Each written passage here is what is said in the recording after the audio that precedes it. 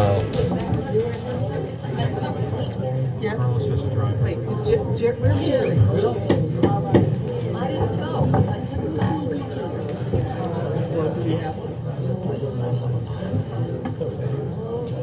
We don't.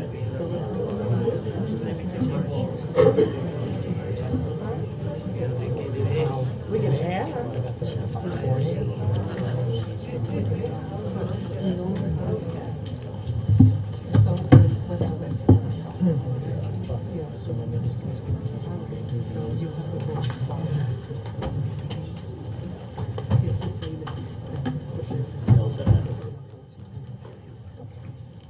Yep.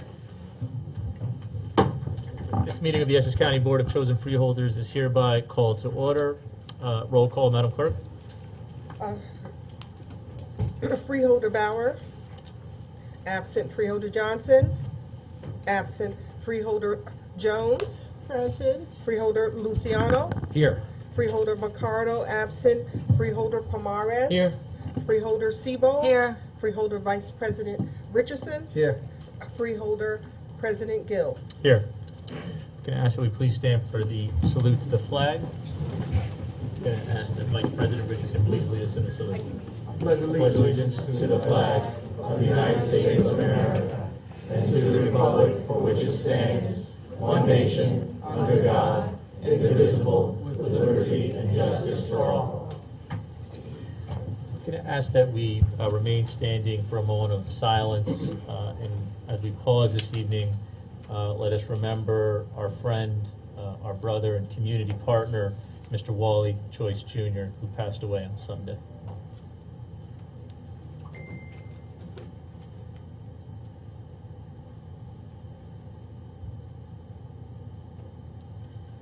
Thank you.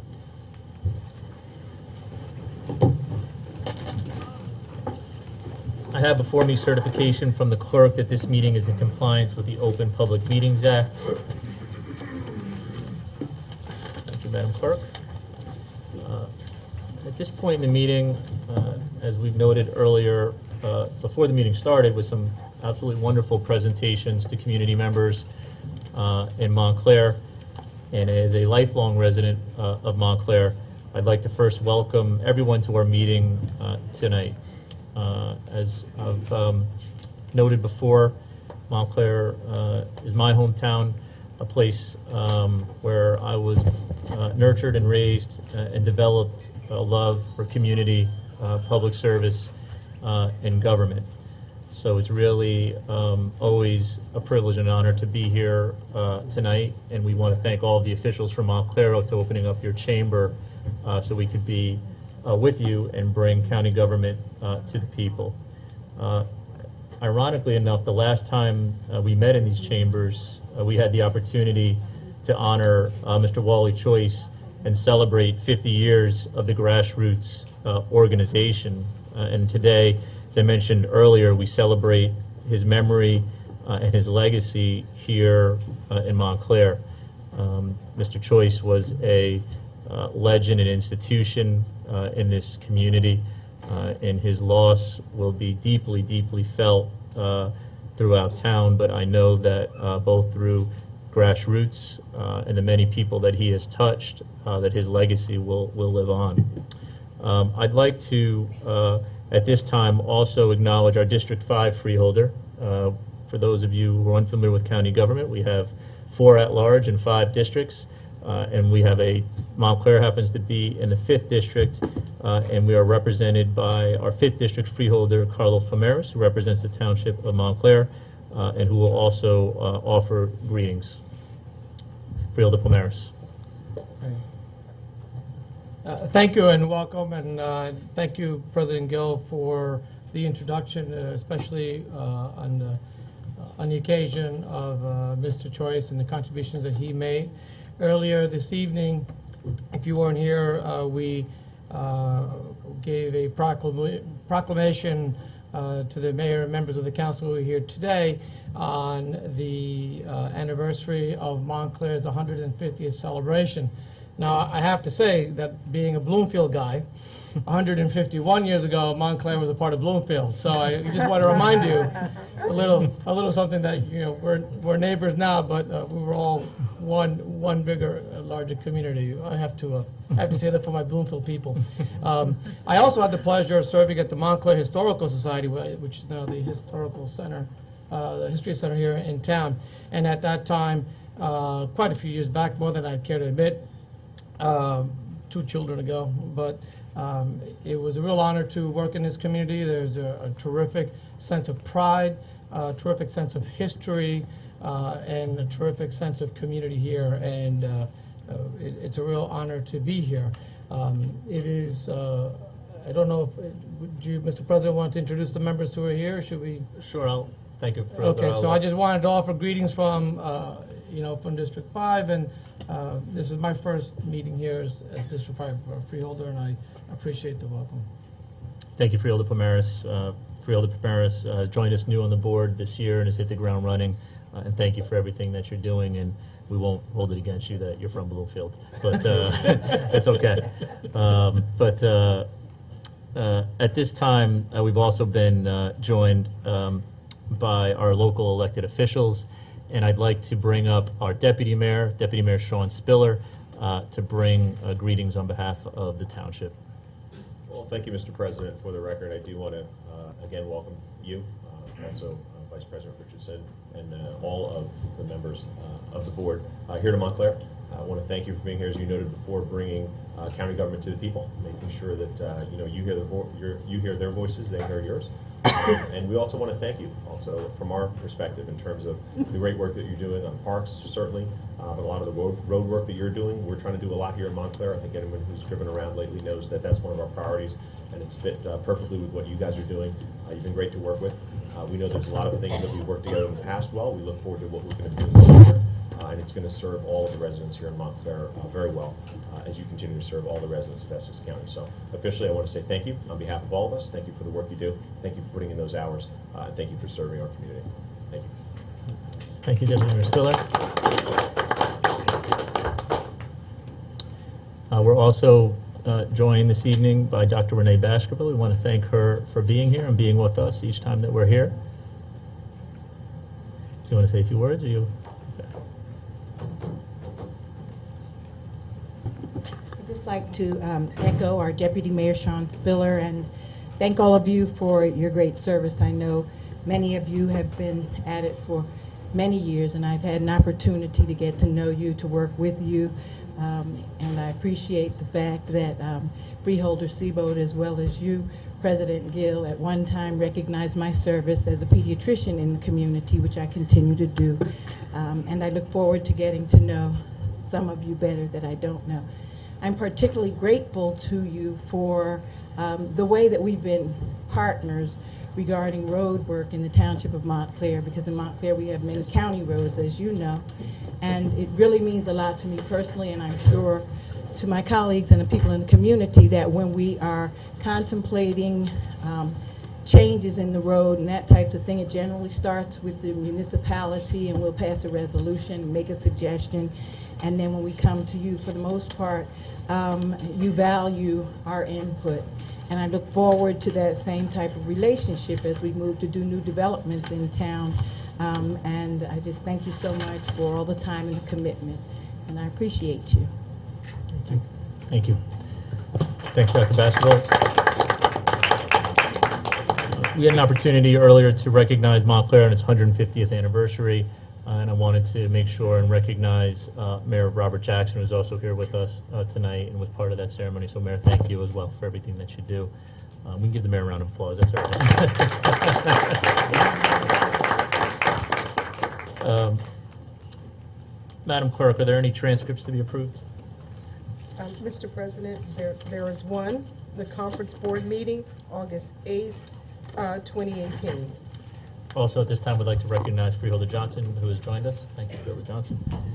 Okay. We're not real close. You're in the mood. Freeholder, do we have any questions or comments on our transcripts from August 8th? Do I have a motion and a second to approve I'll the move it. transcript? Moved by Freeholder Siebold. Second. Second by Vice President Richardson. Roll call, Madam Clerk. Freeholder Bauer, absent. Freeholder Johnson. Yes. Freeholder Jones. Present. Freeholder Luciano. Yes. Freeholder Mercado, absent. Freeholder Pomares. Yes. Freeholder Vice President Richardson. Yes. Freeholder Siebold. Yes. Freeholder President Gill. Yes. So moved.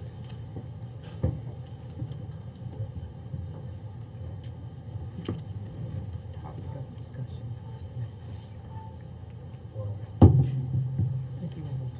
Madam Clerk, any topics of discussion? Mr. Vice President, there is none.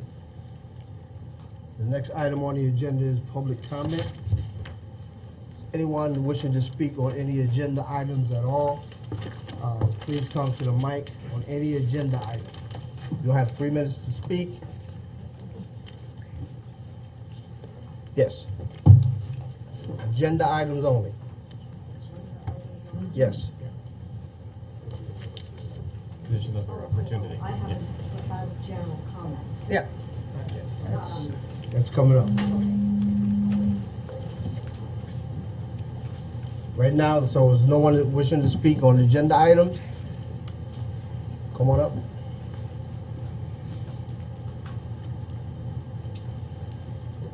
I'm just going to do this in Spanish first to stay inclusive. You have 3 minutes. Name State your name. Matthew. and what? Sorry. Full name. Matthew what? Les quiero preguntarles una pregunta. ¿Por qué estamos acá? Más que hace un año, yo recuerdo quizás más gente aquí para luchar para una ciudad de santuario. Que recibimos fue una muestra. Que este espacio específico existe para hacer Is this an agenda item? es actúa como una válvula de presión. Entonces podemos estar enojados y recibir una muestra buena. Pero no es Con permiso. respetuoso Señor. para estar acá, Señor, puesto a que un momento. Usted está hablando sobre algo que aparece en la agenda. sí, yo ¿Qué sé. número es? Sí, es el G. Por favor, permíteme continuar. Sí, pero, perdón. No es respetuoso estar acá, puesto a que Excuse me. you cannot talk So right you'll now. get an opportunity to speak on public comments that doesn't pertain to the agenda, but that's not where we are right this now. is the agenda. What number This is are an you agenda speaking item. It's G, right? What number? No. What number? on? No, we're no, Resolution. not yet. What item are you speaking to? No. What item are you speaking to? Which item?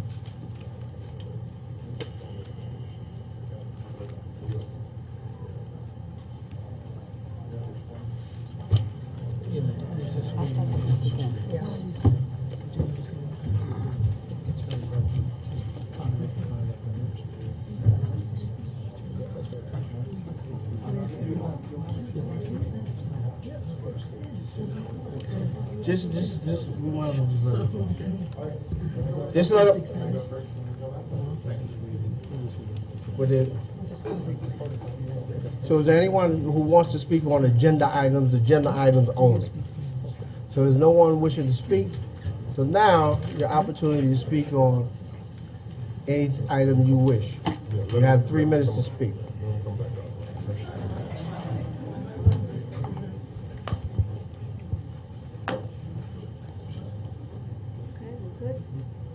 Sally Malanga, 57 Ridge Road, West Orange. I'm here as a principal of a nonprofit group called Our Green West Orange. I'd like to ask you to put on your radar for consideration the growing discomfort and opposition to the expansion of the Turtleback Zoo by some of the residents of West Orange who are becoming mired in traffic. If any of you will be speaking to the Essex County Executive, will you please share these thoughts with him? We think he did a good job fixing up the zoo. Yet, I have attended 2 recent public meetings by the county regarding future zoo expansion, and both times I could find nary one person who felt the zoo expansion was wise. Most people were deeply concerned about two things: the overdevelopment of that corner of West Orange and the possible importation of non-native wildlife, such as a grizzly bear or animals that would need to be kept indoors in the winter, such as elephants or other African wildlife. And we feel that that would be very unfair and cruel. Over 6,000 people have signed a petition opposing the expansion on change.org. And the zoo recently made a presentation to West Orange with engineers and landscape designers without presenting a traffic study to show exactly how much traffic is being generated. Yet they propose another 5-story parking garage with 36,000 square foot footprint within 80 feet of the reservoir. It's guaranteed to pollute the reservoir. My mic just got removed. Okay, thank you for that. GPS signal lost. This is a crazy place. One way from one. Yeah, and I love Montclair, believe me, I'm here every weekend. So I presume you heard me? Yes. Okay, so you know this is about the zoo. So I'm concerned about another 5-story parking lot with a 36,000 square foot footprint. That's almost an acre, within 80 feet of the reservoir, and I'm very concerned about pollution of the reservoir as well. 30 seconds. I spoke to one resident of West Orange this morning, said she loved walking the trail around the reservoir, but it's now too inconvenient. She won't go there anymore because she doesn't want to get stuck in traffic. I feel the same way. So I'm hoping that you will advocate for a stabilization plan rather than an expansion plan, and an end to the constant promotion of attendance at the zoo. We have very limited access, and the reservation was not meant to be used for commercial purposes. So I'd like to request assistance from you in working out an acceptable outcome with the zoo managers, Time's Parks up. Department, and the Essex County Executive. Thank you for your time. Thank you. As is our practice, we'll make sure that you are answered in writing. Next speaker. Just state your name again, please, Name and affiliation. and your affiliation. Or So- address. I'll just continue from where I was. No es respetuoso estar acá puesto a la situación en que estamos. Tenemos por lo menos 10 años para cambiar la ruta en que caminamos con la calentación global. La calentación global va a causar alrededor de 1 billón de refugiados de clima al fin del siglo. Si esto pasa y esto todavía existe, ellos, los políticos acá, no van a permitir a los refugiados entrar. Pero, ¿qué va a entrar? Productos del sur global, falta de México y Perú. ¿Y por qué? Porque existimos en un sistema que subordina los derechos de la vida de los humanos bajo de los derechos de las cosas. Entonces, de nuevo, que existe este espacio es para manejar nuestra ira, así que los derechos de las cosas y las pocas personas que poseen las cosas pueden quedarse protegidos. Cuando la crisis y desigualdad se sube, vamos a poner la culpa en inmigrantes y refugiados y moverse a los que cuidan en estos espacios de impotencia. Si queremos que esto sea más que un ejercicio de decirnos felicitaciones, debemos decidir entre nosotros qué debe pasar. No debemos ceder nuestro poder a la autoridad. Esto es lo que yo voy a hacer y voy a estar al frente si alguien quiere estar conmigo ahora. Now in English. You only have 30 seconds. Sure. I want to ask you all a question. Why are we here? More than a year ago, I remember more people here to fight for a sanctuary city. What we got was a gesture. What this specific arena exists to do is to act as a pressure valve, so we can rage away and get a nice gesture. It's flippant to be here given the stakes. We have 10 years at most to mitigate the most drastic effects of climate change. Global warming alone will cause around 1 billion climate refugees by the end of the century. If that happens and this still exists, Time is up. they will not be let in. But what will be let in? Produce from the global south, avocados from Mexico. Sir, and why is the this? time is Please, up. you We gave have- her 30 seconds. Because Sir, we exist time is in a up. We have a lot system of that people behind you. prioritizes the rights of things over the rights of people. What this arena exists Sir, to do is to sir. manage our rage so that the rights Sir, of please things sum and it a up, few sir. people I'm almost done, please. Can remain protected. While crisis and inequality escalates, we will scapegoat immigrants and shepherd those who care into arenas of impotence like this one. If we want this to be more than a self-congratulatory exercise, we should decide amongst ourselves what needs to be done. This is what I will be doing, and I will be out front if anyone wants to join me right now. Thank you.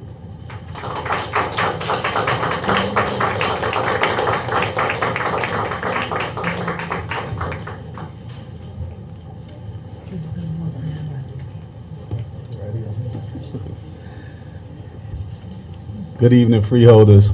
How you guys doing? My name is Dupree Kelly. I am executive director of a nonprofit organization called 211 Community Impact, based in Newark, New Jersey, and we're based around literacy and just in improving the community the best way we can through community engagements. And about 5 years ago, we put on, along with other grassroots organizations in Newark, New Jersey and the surrounding cities, we put on due to all of the violence that is going on within our communities. I know that Newark has dropped, overall the crime has declined, but it's still about 6% higher than it was in 2017. And for the residents in the neighborhood, we need to do something. So I was hoping that I didn't have to do this event again. 5 years ago, I did this event called Bury Their Violence, where we had a mock funeral. And this mock funeral, we partner with funeral homes in each 5 wards of Newark, New Jersey, one from each ward, so that every ward and every culture is represented within our city. And we bury the violence. We have a procession that leads to Lincoln Park, downtown Newark, New Jersey. And what happens is, for the optics, is that the people see this big funeral happening around the city, and they're calling everybody saying, well, who died? And what we're hashtagging is bury the violence, bury the anger. And the city, Mayor Raz Baraka has joined as a partner. And the reason why I come to this podium today is I want to ask the county. When I did it 5 years ago, Freeholder Rufus Johnson, he definitely stepped up and came in and represented the county. And because this is not just a Newark problem, it's an East Orange problem, it's an Irvington problem, it's a Montclair problem, it's a Newark, New Jersey problem, it's an Essex County problem. And that's why I'm at the podium, because we have to be able to stop this violence, and it didn't get this way overnight, so it's not going to take overnight to fix it. All we're asking is that the present and the resources that the county have with grief counselors and being able to put their foot on the button, their finger on the button within their offices, to be able to come out and bring people and alert people and help us. And even if you can give a donation to where we can, utilize that for flyers or what have you. It doesn't take a lot to gather people and put them, in front of us and have this mock funeral. But we need to have some sustainability, and that's only going to happen if our county is working along with our cities and being able to bring some resources to the table so that these people who are families of the victims can leave with some type of healing or some type of space and place that they can go to get this feeling out and talk to somebody. Then we ask for the county to help us bury the violence, not just within Newark, New Jersey, but within Essex County. And thank you once again, Rufus Johnson, Freeholder Rufus Johnson, for helping us 5 years ago. We were hoping we didn't have to do this again, but because of the violence, and I've just lost about probably 3 people this month. And one is a teacher, and you know, it's not going to stop unless we all come together and help each other to attempt to make it stop, or at least reduce it, you know. And we need your help as county officials. We need your help in Newark, New Jersey, and the surrounding areas of Essex County. Time is up. Thank you. Thank you.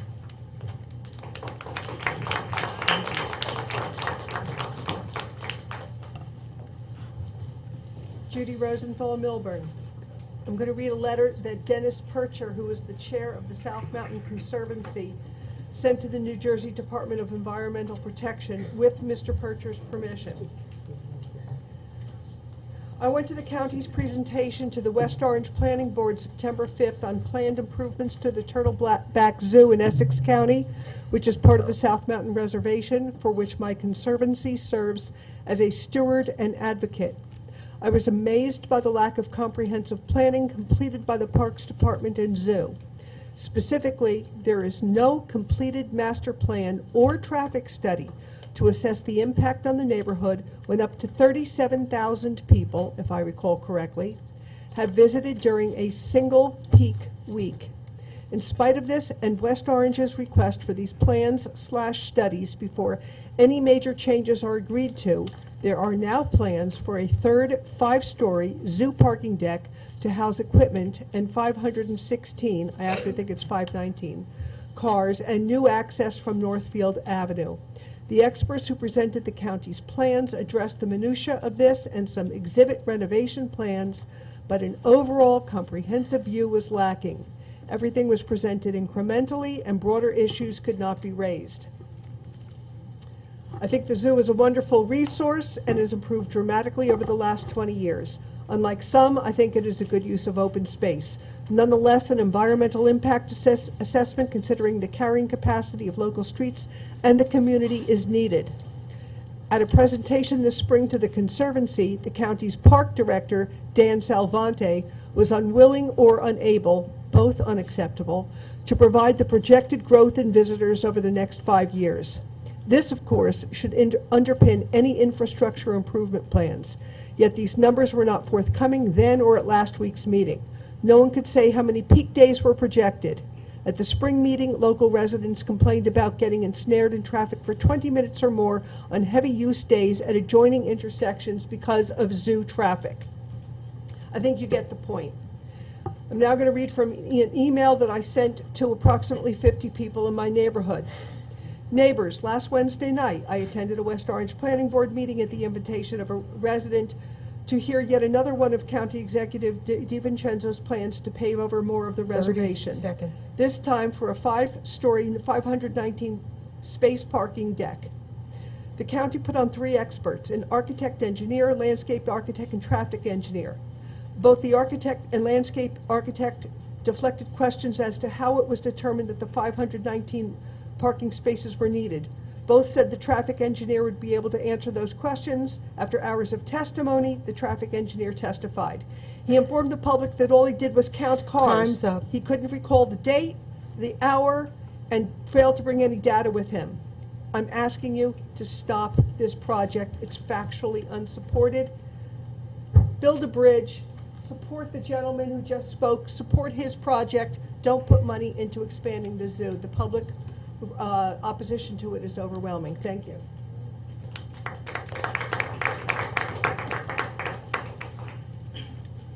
My name is Sandy Dudream. I'm from Deaf Dream TV. I had no intentions of coming up here. I came here with the support of a friend, Do It All. But I really needed to speak for my dead parents, my deaf mother and mute father, and for people like them. I'm trying to figure out when can we be a topic. I hear all these topics, and here I come here, and we don't even have an interpreter for us. When can we be a topic? When we leave our house, there is nothing for us. When we go to places, there is nothing for us. When I walk into a store, there is nobody to explain nothing for us. You guys have luxuries that I never have. My mother and my father died, never hearing my voice, and I never heard theirs. We need you guys to acknowledge us. We need you guys to remember us. We walk amongst you guys on an everyday basis. You know those missing votes you guys are looking for? It's us, the deaf communities. You know those missing votes that you guys need? It's us, the deaf people. When are we going to be acknowledged? I come in here and anywhere I go, there is nobody for me. There's nobody that looks like me. We are worse off than the immigrants. If you think it's hard being a deaf man, it's harder being a deaf black man. If you think it's harder being an immigrant, it's harder being a deaf immigrant. They wake up every day with nothing to do, with nowhere to go. Both my parents died in the house alone, with no one to talk to, with no money out there for us. Right now, I'm trying to build a TV called Deaf Dream TV, where I'm trying to give, in first time in history, where children can wake up with something for them that look like them. Where my grandson that's losing hearing right now, when he can wake up and there's something on television for them. You guys get up and work hard on an everyday basis. We do too. But the luxury you guys have, y'all get to go home and turn on the TV after a hard day's work. We don't have shit. We go out here and work for 25 cents a cookie. Did you guys know that? We're not able to make a certain amount of money on a monthly basis, or we're homeless. Most of them homeless people you see, it's us deaf community. We don't want to be there, nor do we want to sleep in the streets. When are we a topic? I'd like to know. 30 seconds. Where can I go? Thank you for hearing me.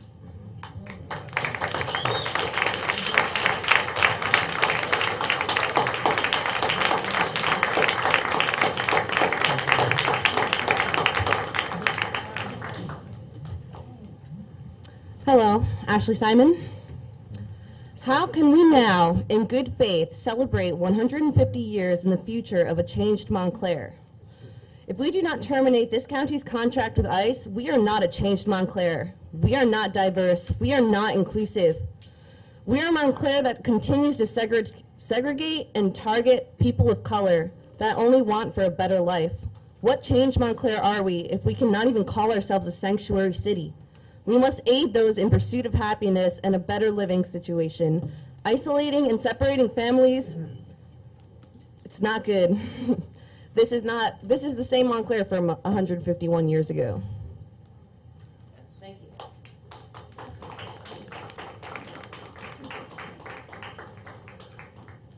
Good evening. My name is Renee McKnight. I represent Roxanne Habits. I'm out of Essex County. We're facing an opioid crisis. Weequahic Park had 3 bodies found. They say it's related to the opioid crisis.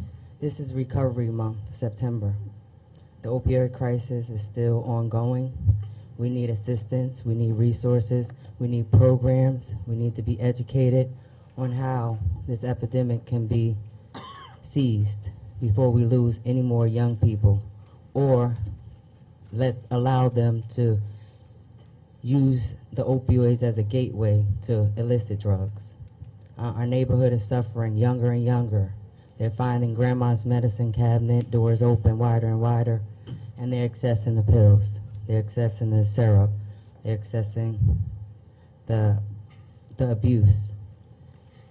We need more resources. We need our communities to open their doors with the community centers that are already established. It seems as though the doors are locked and the community can't enter without some type of invitation or sign up. We need to open the doors for the community. We need to be able to back 211 Impact up as far as bury the violence, because we're losing people that are on the opioid medications as well. They're contributing to the violence. They're not in their right state of mind. The incarceration rate is obviously going up, and we need help. We need to open up doors for recovery. We need sober living on college campuses, at every campus almost. We need to wake up and face this opioid crisis. It's just the beginning of how we're dealing with it. The stigma is handicapping the community. It seems as though we become a target. We're not the only ones know that we are the target. We should not be the target. We should reverse the money that's spent on incarceration and put it into mental health and substance abuse, because this is obviously why they're on opioids, trying to self-medicate themselves. Their families are being broken. Their jobs are destroyed, and let alone themselves. The society is at a harm. 30 seconds. The society is feeling the backlash of this epidemic. We are harmed. Our families are harmed. The children are not safe. We don't have any safe places for the LGBT community to go and get help if they're seeking opioid issues. They can't, naturally walk into a church sometime where they've been somehow condemned. So we need resources for our community overall. So Roxanne Habits is fighting against the RX crisis. Thank you.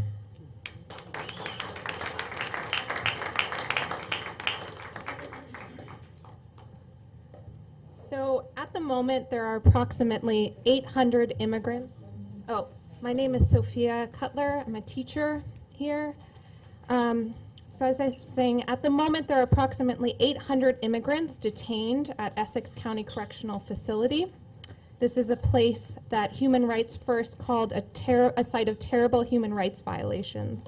In several investigations of this facility, there have been reports of cruel conditions that include substandard or non-existent medical care, lack of proper medication, lack of bathroom privacy, and significant weight loss due to poor food quality. Detainees are being served food contaminated with maggots, and meat and rice is often raw, spoiled, or expired. There are also reports that detainees are being placed in solitary confinement in retaliation for filing grievances or requesting medical assistance. These atrocities have been going on for far too long. Essex County has had a contract with ICE to detain immigrants in the Essex County Correctional Facility since 2011. I say to the Essex County freeholders tonight, you have the power to fix this now. You all identify as Democrats, yet you are enabling these crimes and are collaborating with ICE and President Trump's racist immigration policies. It is immoral and unethical for Essex County to profit by detaining immigrants, many of whom are seeking asylum or trying to make a better life for themselves and their families. Thank you.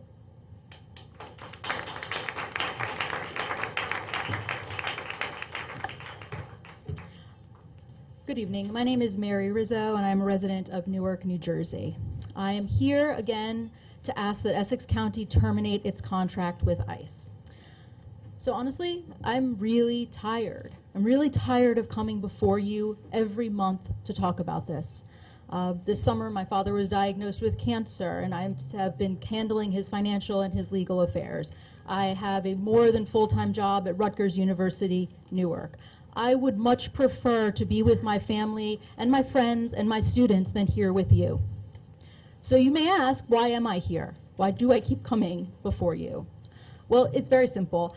I cannot have in my name this atrocity of immigration detention happening in my county. I am a resident of Essex County. I'm a voter in Essex County. And that the county is doing this to keep my property taxes lower is immoral, unjust, and frankly shameful. So I cannot stand and I cannot live in this county and let this happen. And I am also here because so many people who live in our county who are undocumented can't come here to speak to you because they are afraid that if they do so, they will draw attention to themselves and they'll end up being detained and ripped away from their families. So what I want to say to you all today is that you have options here. In previous statements before the freeholders, I've told you that New Jersey incarcerates undocumented immigrants who have committed no crime at far higher rates than the rest of the country. I've given you other statistics telling you about the extremely high rates of suicide among corrections workers, including those who work at detention centers. So I've made the case before that this system is immoral, unjust, and damaging to all those it touches. So what do? I would like to suggest that you look to other places around the country who are handling this issue differently. For example, the city of Atlanta. In June, the mayor of Atlanta signed an executive order that prohibited the city from accepting any new ICE detainees at its city jail. At that time, there were over 200 detainees there. Over the last few months since that executive order, that number has dwindled as ICE has deported some, released some into the community, and transferred others to other 30 facilities. seconds. Now there are about 5 detainees left in that facility. Now I know that there's concern that closing Essex County to holding detainees will mean that those detainees will be transferred to facilities farther away. But let's be real, ICE already has that power to transfer people wherever they want, and they use that power punitively. So I would suggest that we look to Atlanta as a model, that we could end the contract by not accepting any new detainees. This closing of facilities to new detainees will pressure ICE to adjust to the lower number of beds that are available, and it will give the county time to plan its next steps. I request that the freeholders hold a public hearing on this issue, bringing together organizations to discuss next steps. As we've seen in Hudson County, this is not going away. We are not going away. And it's only appropriate that we have a full and real grappling with this issue in public moving forward. Thank you for your time.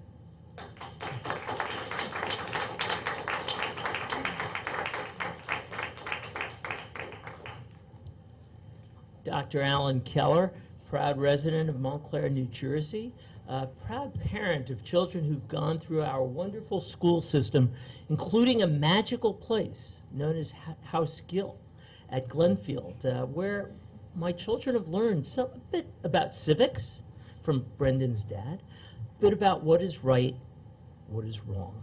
And so I'm here to speak, as others have, about one thing I think is inherently, what I know is inherently wrong, namely immigration detention. I call upon this county that is my home, that I love, to divest and to stop this practice of immigration detention, which can only be described as cruel and inhumane.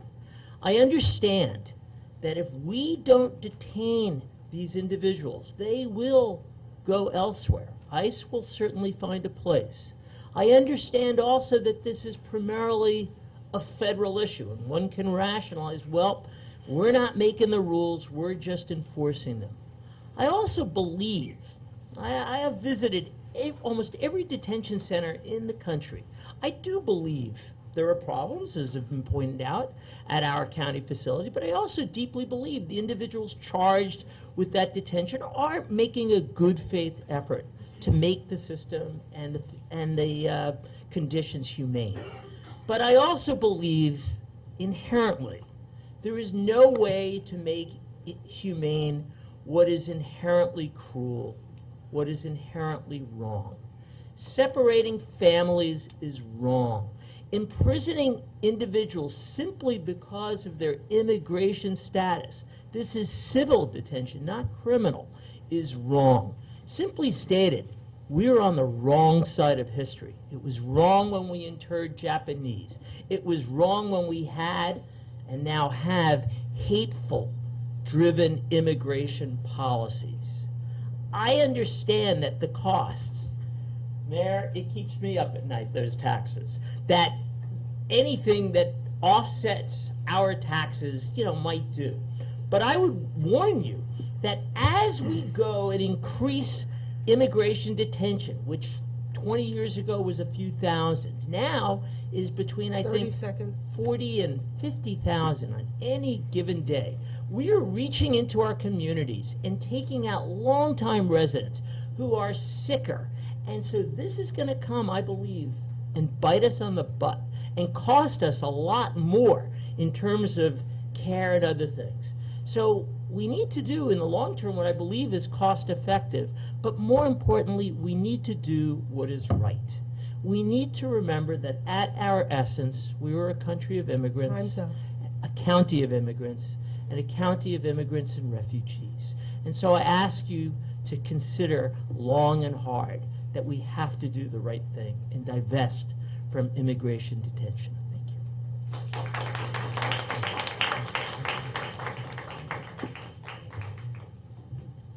Someone left their phone up here.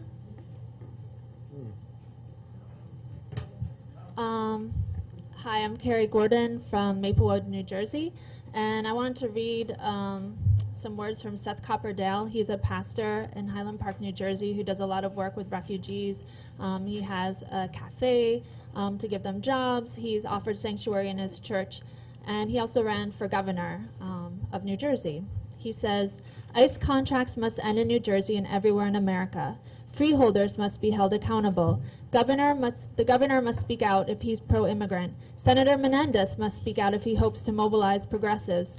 Resistance groups must actually resist and not make excuses for county ICE collusion. North Jersey counties are building a county budget that relies on the unnecessarily imprisoned bodies of primarily black and brown residents with difficult immigration status. This is immoral. Long after Donald Trump leaves office, counties will have a hard time parting with this money source. We have finally won bail reform in New Jersey. It was a chance to shrink our county jail infrastructure and to get away from racially driven mass incarceration.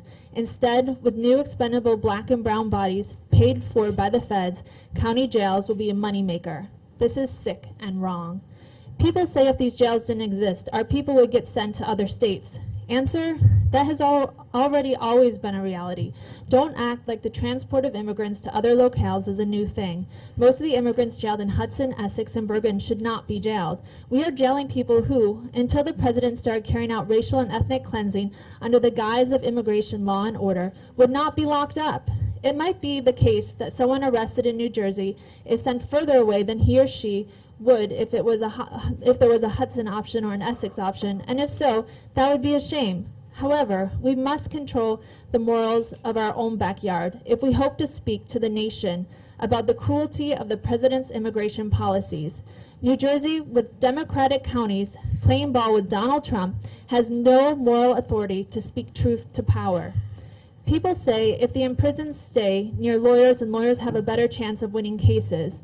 Answer, yes, but the cases being one of the newly imprisoned are largely cases that, in the past, were cases of those whose cases that would have been handled while they were in community rather than locked up. Advocates should be pushing against Donald Trump's policies, not placating the hate crime president by adding beds and accepting very dirty money. There are alternatives to detention, and we ought to be pushing to end ICE contracts, end nasty ICE behavior, and introduce humane alternatives to detention. Please stop colluding with ICE and Donald Trump. Thank you.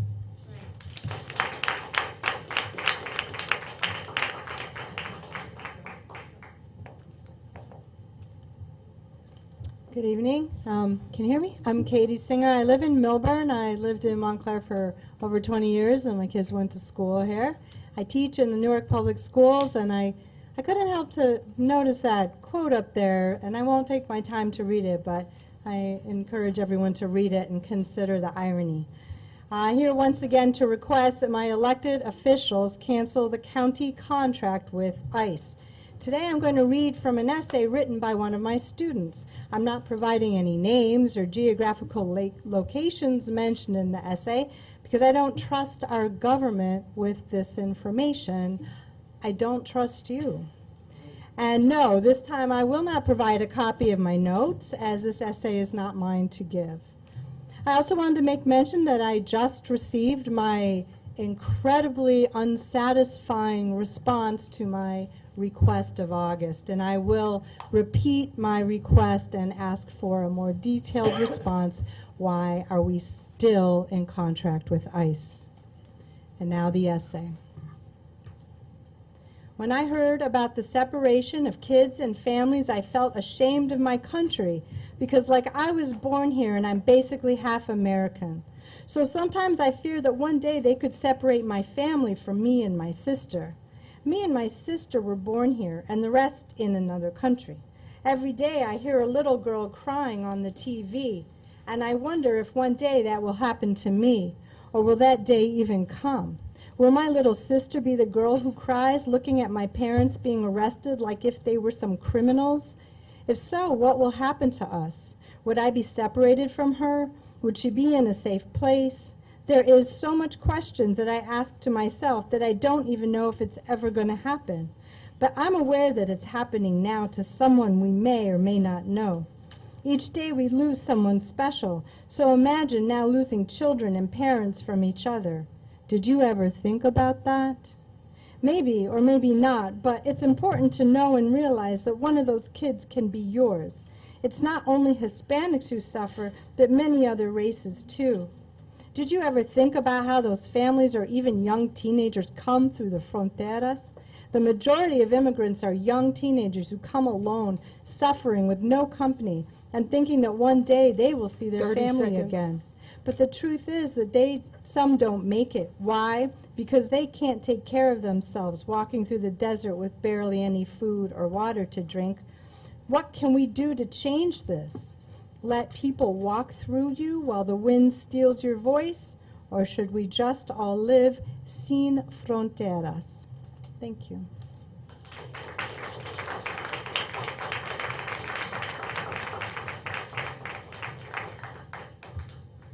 Good evening, freeholders. My name is Lewis. I'm a union organizer. I don't have a fancy speech prepared.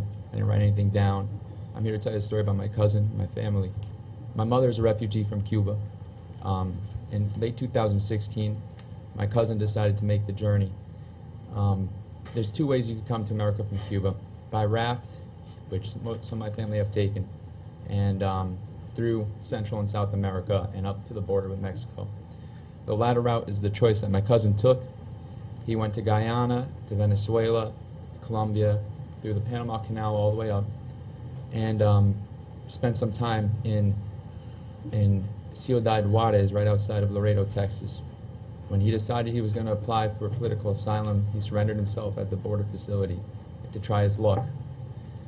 Once he was there, he was put in the ICE detention center at Laredo, Texas, where we were not able to contact him. His phone was taken away. And it left us feeling confused and in a state of jeopardy for him, because we were trying to contact immigration lawyers here and nonprofits that specialize in this type of stuff. Thankfully, he was granted asylum because of political conditions in Cuba. I'm here in solidarity with other Latin Americans who might not have the same type of privileges that Cubans might have. And I'm calling upon you to please uphold your word in getting rid of ICE. And when cities say that they're going to be a sanctuary city like Newark, stick with it and go through it, because this agency, what they're doing, they're ripping families apart. That's un-American. We're better than that. That's stuff that happens in third world countries and in history books. Be on the right side of history, that's all. Thank you.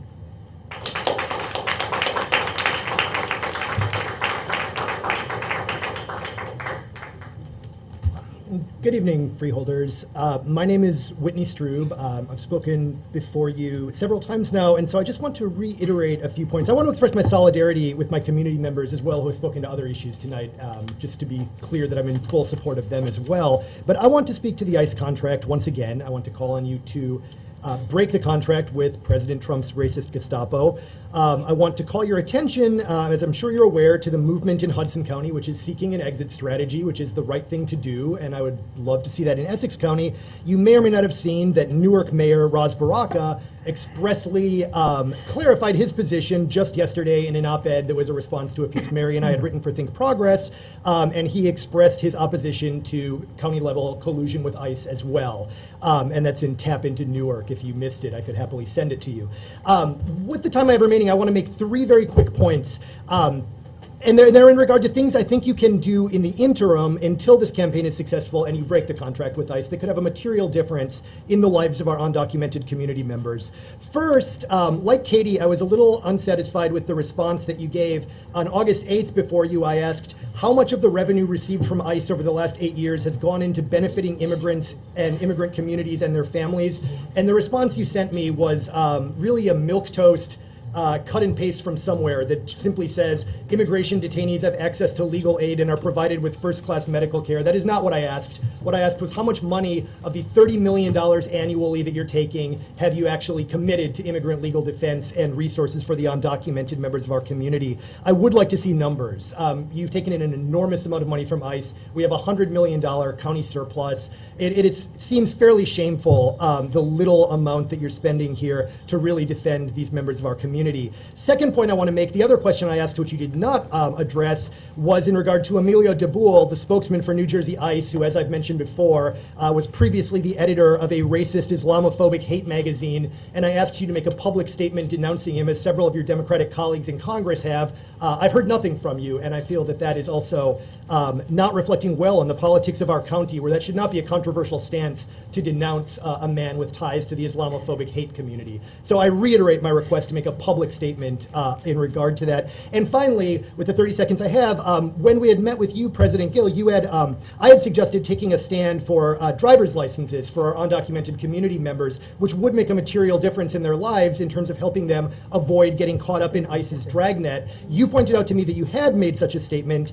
To the best of my knowledge, you did that in 2015, and I commend you for that, but that's old. That was when we had a conservative reactionary governor who was going to veto any such legislation. We now have Phil Murphy, with whom you have close personal ties, and the driver's bill license is sitting in Trenton. It's not going anywhere. We have a Democratic state. We're a Democratic county. I need you, and our undocumented community members need you, to reiterate that stance boldly and publicly and pressure our governor to take the action that he promised on the campaign trail to make that driver's license bill a reality. That will matter in the lives of community members of Essex County. So I implore you to do that, and I thank you for your time. Good night.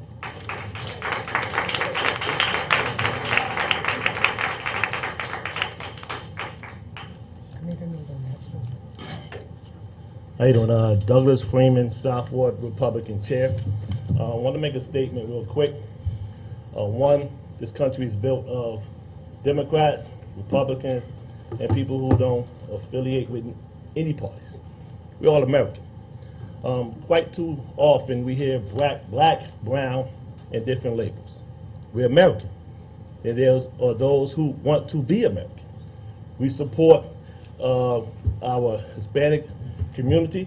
We also support those who want to be in this country. There once was a time back in 1865 where a Republican and a Democrat was together in the same office. Stop the division. There is no division in Essex County. For 6 years, I have been working with the Freeholders, which majority Democrat, and we have accomplished quite a few things together, along with the Southwark Republican Party. Now, the Southwark Republican Party is in agreement with 211 Impact. There is a lot of crime that's in the neighborhood, and there have been some incidents that we need to resolve. We have volunteered as Republicans, so that you understand, 120,000 hours of volunteer time in Essex County. That means we're not paid by Essex County at all, okay? So at the end of the day, if you're gonna come to this podium, speak as Essex County residents, and speak as American citizens in disagreement with ICE, but do not keep using these labels of brown, black, because we as American citizens no longer use that.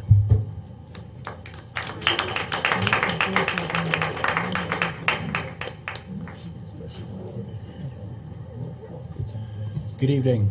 My name's Bela Hughes. My pronouns are they, their, theirs, and them. I live in Newark, New Jersey. I'm a teacher and organizer and currently a student. I've come because I've spoken before, and there were questions that I posed both in the private meeting that took place before last Freeholders meeting, and then I made them public here, and I've yet to receive a response yet. I was told by Deborah that it would be about a week, so I hope that I can hear answers to those questions soon, and I just want to reiterate them so folks in Montclair can hear them, and you can get a chance to think about them more. The first question is, what emotions do you experience in relation to governing over the mass immigrant detention system for the county to accumulate revenue? Part of me is very concerned that the ways that you respond, just physically, in terms of your body language, your eye contact, and the ways that you are listening to folks who are sharing stories of oppression, that you don't seem to respond in a way that is showing that you have positive emotions going on inside your body. So I'm just curious, when you read the documents that were shared with you over email and read them closely, what do you feel when you read that? Like, what did you feel when you went and toured and inspected a detention facility that's been found to have horrible conditions? The second question is, how do those emotions relate to your sense of history? And what does that mean for practicing action in the present? So starting in the past and coming to the present, wherever you want to start your sense of history, how does that relate to the ways that you are voluntarily feeling in the world in relation to folks who are currently imprisoned? And last, in what ways is Essex County's immigration policy different from the Trump administration's policy, if at all? I know Brendan, doing work for Phil Murphy, had said that very, intentionally, I think, that there was going to be a different immigration policy in New Jersey, and I would expect to see that at the county level, where you have direct decision-making power to make that happen. So what's become, let me just make this clear. So I'm imploring you to practice critical empathy from the past to the present world, and to act to abolish the ICE contract and work to build a visionary approach with a practical organizing plan for migrants. Folks can be freed from the Essex County detention facility. 30 seconds. And there is resources available that can help them get back to their family, their friends, and their communities, and they can have the protection of local, county, and state police forces so that ICE is not allowed to redetain them, and hopefully this can happen soon. That is it's a reasonable idea. It just needs to be put into practice. And I just want to end with this point. This is not a nation of immigrants. This is a nation that was built upon dispossessed land of indigenous people. Time's up. By folks who were enslaved. And that was happening in Newark, in what's now called Montclair and Bloomfield. And in the day when slavery existed, up until the 1860s, and even thereafter for folks who were white supremacists, that was thought to be a moral and ethical system. And I think we should be really clear that the mass incarceration system, the immigrant incarceration system, these are not moral systems. And I think we're going to see in the future that morally and ethically, that's going to be just as unpopular as dispossessing indigenous people, as enslaving folks of modern African descent, and exploiting European American workers who are immigrants to this country. So please, give me a response to my questions, and please think very deeply and practice your emotions voluntarily to really think about how you are relating to this oppressive system that you're governing.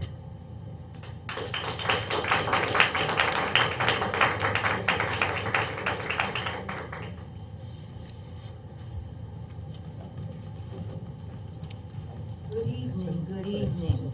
I'm going to be talking about my favorite topic, the change in Essex County. I would like to show you that I have a letter from the Department of Public Works. I'm going to make sure everybody sees it. Jamal C. Holly. And I'm not going to read the whole letters of what I've gotten, but I want to read what he wrote that I thought is so, to me, it hit the point that Essex County likes to be first in everything, because as our leader, Joseph DiVincenzo, says, put Essex County first. And every one of you are trying to put Essex County first. And I know that cats are on your mind, community cats, when you see me, because you know that's my agenda and that's what I want to see change positively. All right, I'm going to read this very quickly because my time is going to be up. Trap, neuter, return program for community cats is good news for both the cats as well as the people who reside in our community. The longer the trap and neuter program is supported, the more people will see and experience the benefits of TNR. TNR reduces shelter intent. It calls for animal control, and all which saves taxpayer dollars. Doesn't that sound great, everybody? Okay, so I'm going to give you that copy. Then I've got one from Tony, Mayor Tony Voss, that states he's 200% before trap neuter. Please speak in the mic, it won't be recorded. Then the next one will be a letter from the Council Vice President, Renee C. Burgess, who also with the Tracking Return, and she's also the chairperson of the Quality of Life. I'm not going to read these, I'm just going to let you have them. And then our Township Clerk, Harold E. Weiner, has been saying that he's backing that up because we need to make changes to save money. And then I have here a resolution for you for a program for community cats that you can read at your leisure. And before I go, Best Friends tells you how we can start to make a change. I'm looking at every one of you and I can see the excitement saying, yeah, we can't wait to start. Come on. And as Joey says, let's put Essex County first. And as Jamal C. Holly would say, 30 seconds. Let's go. All right, thank you very much for your time, effort, and you're making bold steps to just listen and make a change. Thank you again. And all the cats say, who's the best in the Essex County? The Freeholders, because they're all top cats. Meow.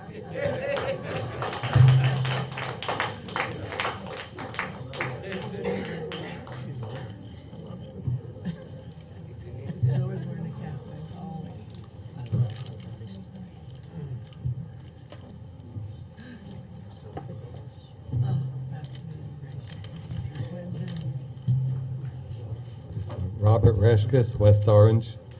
I'd like to discuss the proposed Turtleback Zoo parking deck number 3 that was presented to the West Orange Planning Board last Wednesday.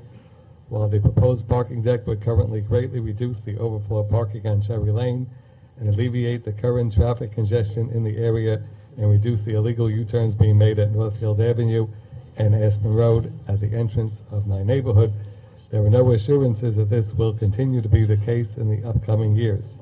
To protect the surrounding areas from continued unplanned growth, I would ask that you review the updated Turtleback Zoo master plan when it is presented to you for approval for terms such as stabilization of attendance rather than expansion of it, and for inclusion of complete streets and accessing the reservation complex. I would also like to see the county administration partner with the West Orange Planning Board to implement all the Planning Board's recommendations to it to promote safety and to protect the community from the effects of unplanned growth. I'd also like to discuss one of the phone numbers that senior citizens are being asked to call to arrange for transportation to the Essex County Senior Wellness Day next week. The 973-737 exchange is assigned to Vernon, New Jersey in Sussex County and is a toll call for my traditional phone calling plan. Could the administration be asked to assign an Essex County local calling exchange or a toll-free exchange for seniors to use to arrange for transportation? Thank you. Thank you.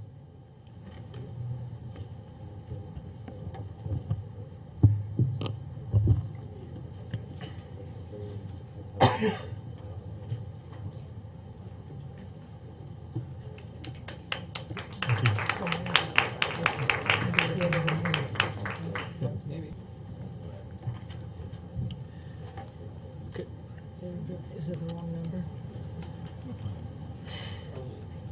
Could we also, if I could just ask if there's anyone left who would like to speak, if we could just form a line in the center row, please.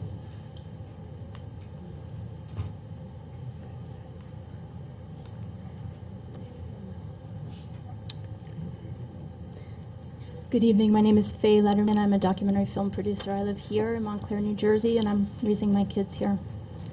This past Sunday night through Tuesday night, I celebrated the Jewish New Year, Rosh Hashanah. I'd like to share with you some lines from a very old and important prayer called Unatane Tokef that I believe can give us some new ways to think about Essex County's contract with ICE. I'll just mostly translate, but just the first sentence in Hebrew. Berosh Hashanah yikatevun, uv'yom tzom kippur yechatemun. On Rosh Hashanah it is inscribed, and on Yom Kippur it is sealed. How many shall pass away, and how many shall be born? Who shall live, and who shall die? Who in good time, and who by an untimely death? who by water and who by fire. Some of us know these words from a famous song. Who by sword, who by wild beasts. I'll skip a little bit ahead. Who shall have rest and who shall wander, who shall be at peace and who shall be pursued, who shall be serene and who tormented, who shall become impoverished, who wealthy, who shall be debased, and who shall be exalted. Traditionally, this prayer is meant to ignite Jews' souls and turn us toward powerful personal reflection as we stand before God on the Day of Judgment, Yom Kippur, which is next Wednesday. The idea, of course, is that none of us know if we'll live or die in the coming year, if we'll suffer or succeed. This year, I've educated myself about the actions of ICE nationwide and the cooperation of Essex County freeholders in maintaining a contract with ICE to house immigrant detainees to the tune of $117 per day per person. And so this year, I find myself reading this prayer with a deeper understanding. Of course, I don't know what the coming year holds for me, but I surely know what it holds for the 800 immigrant detainees in the Newark facility and others like it across the country. I ask you, the Essex County freeholders, though I don't know if any of you are Jewish, to consider how the phrases of this prayer apply to you and the power that you hold over the lives of immigrants through 30 collusion seconds. with ICE. Indeed, you hold the power to determine if they shall be at peace or they shall be pursued, if they shall be serene or tormented, if they shall become impoverished, debased, or exalted. I challenge you to rise above the knee-jerk defenses for this contract, to reach deep inside, and to demonstrate the visionary leadership that I know you have to break this contract. Thank you.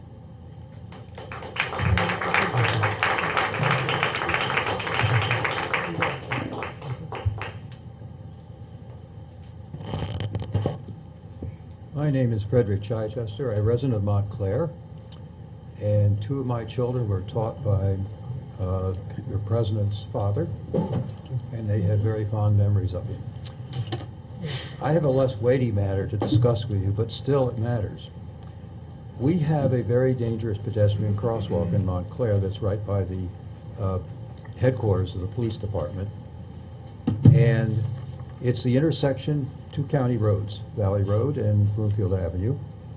And there's a problem with people turning from Valley Road through the marked crosswalk when they have a green light and people are not respecting the red light to stop for it. And the police chief said he didn't know a solution for it, but I do have one. I would like very much to talk with the county engineering department about the solution I have in mind I think can work. I am, by the way, a retired engineer, so I'm accustomed to dealing with such problems. On the same vein, there's a problem with the intersection between Grove Street and Watchung Avenue. Long lines backed up to go through the intersection. One of the problems with this is, I believe, and I believe it's solvable, is that the left turn lanes are too short. Now, I know they recently painted them on, and despite our requests to the contrary, they didn't make the lanes long enough. That also could be helped by putting a left turn cycle and the traffic lights over that intersection. So I will again like to talk to the engineering department about feasibility on this. I hope you can refer me to the right people. 100%, yes. Okay. Absolutely. Yeah.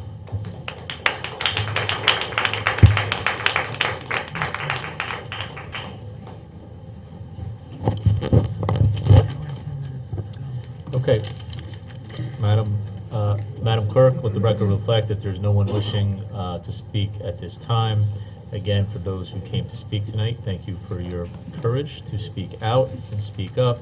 I know we do have a series of, Madam Clerk, of requests that are on the books that I want to make sure that we follow up on as fast as possible, both in terms of responses to the issues that have been raised tonight and Mr. Administrator, to the immediate responses on some of these, both on the telephone number, which I think is probably something, if it's a toll number that we can figure out rather quickly, and connecting with the county engineer, we can make sure that we follow up on right away.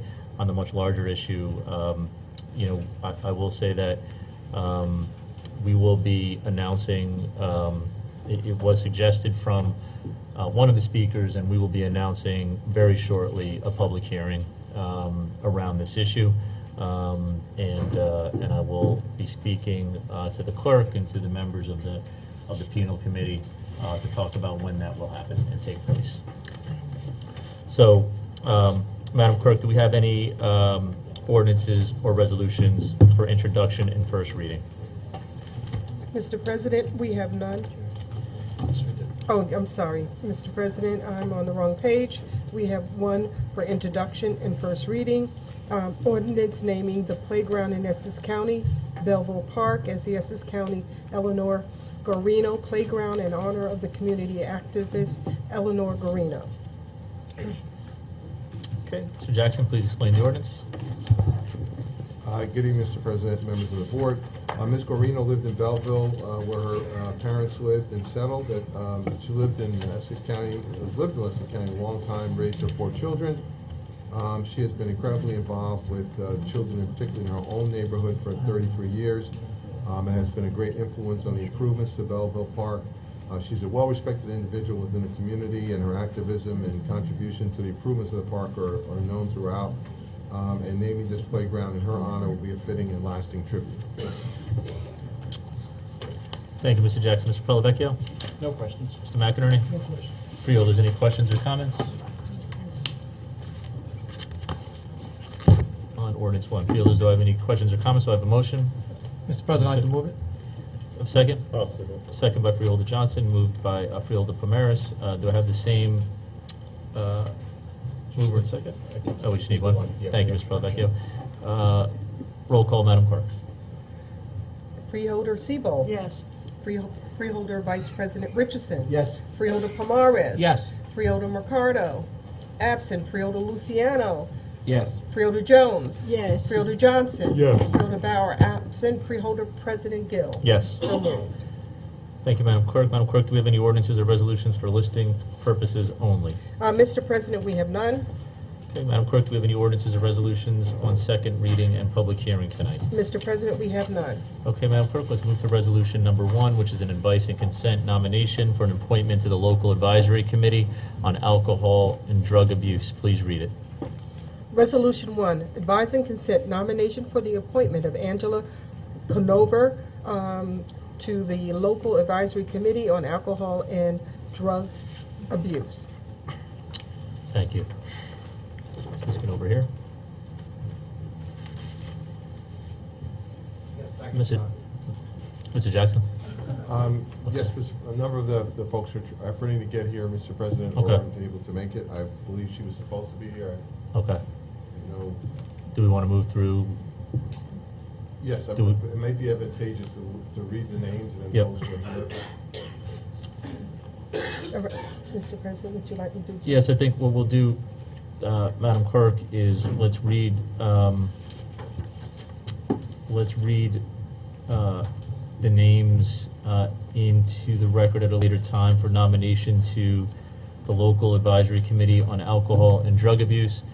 And Mr. Jackson, for the nominations to that board, anybody who is here, can they please Yes, come to the microphone? We mentioned Angela Conover, Kim Carissimo, and Lynn Chantel Holly, or the 3 people for appointments to that board, and we withdrew number 4. And items 5 through 9, Mr. President, are all reappointments, and per your ruling, none of them have to be here this evening.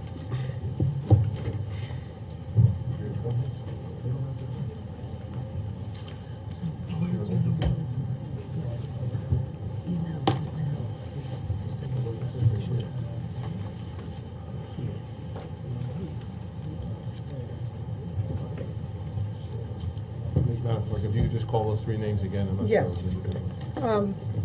Through you, Mr. President, Kim Carissimo and Lynn Chantel Holly.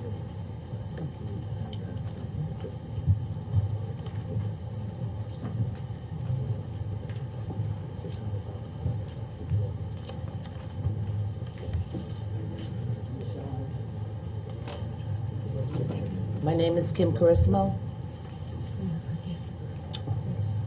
Carissimo, can you tell us a little bit, thank you for volunteering. Can you tell us a little bit about yourself and your desire to serve on the board? I'm a certified drug and alcohol counselor. I'm a teacher of health in West Orange. I also have a son who passed 2 years from opiate overdose. So, pretty much everything. Thank you. You're welcome. Do we have freeholders? Do we have a motion in a second? Move it. Moved by Vice President Richardson, second by Freeholder Siebel. Roll call, Madam Clerk. Freeholder Bauer, absent. Freeholder Johnson. Yes. Freeholder Jones. Yes. Freeholder Luciano. Yes. Freeholder Mercado, absent. Freeholder Pomares. Yes. Freeholder Vice President Richardson. Yes. Freeholder Siebel. Yes. Freeholder President Gill. Yes. So moved. Thank you. If I may, Mr. President? Yes, Mr. Jackson. Due to an error on our part, the 5 reappointments are actually here this evening. Okay. If you wouldn't mind indulging them for a second. Absolutely. We'd be, absolutely. Just, again, through you, Madam Clerk, on resolution number 1, Angela Conover is not here at this point. Just make sure I'm understanding. We just voted on Mrs. Carissimo's appointment to the board. Yes. Resolution number 3, is Ms. Lynn Chantel Holly here? She got stuck in traffic. She could not make it, as well as Ms. Conover. Ms. Dana Kerr, she's on vacation. And I'm having 5 new members, and that to be reappointed. We could adjourn to the next meeting. Okay, so let's adjourn resolution then number 1 and number 3 to the next meeting. Number 4 has been withdrawn by the administration. And now, number 5 through 9 are reappointments, and when they're here, so through you, Mr. Jackson, we will hear through 5 through 9. Good evening, Mr. President Hill, freeholders, Madam Clerk. I'm Roberto Alvarez from the Division of Community Health Office Addiction Services. I have here with me 5 of the most enthusiastic volunteers I ever met in my life. Without them, we cannot function in Essex County. And I would like them to introduce themselves and tell you why they are willing to be more volunteers again for the Essex County Local Advisory Committee on Drug and Alcohol. By the way, Ms. Bernice Terlo-Jones is our chairwoman for the Dakar Board. Again. Hi, good evening, ladies and gentlemen. My name is Bernice Taylor-Jones. Honored to be before you again.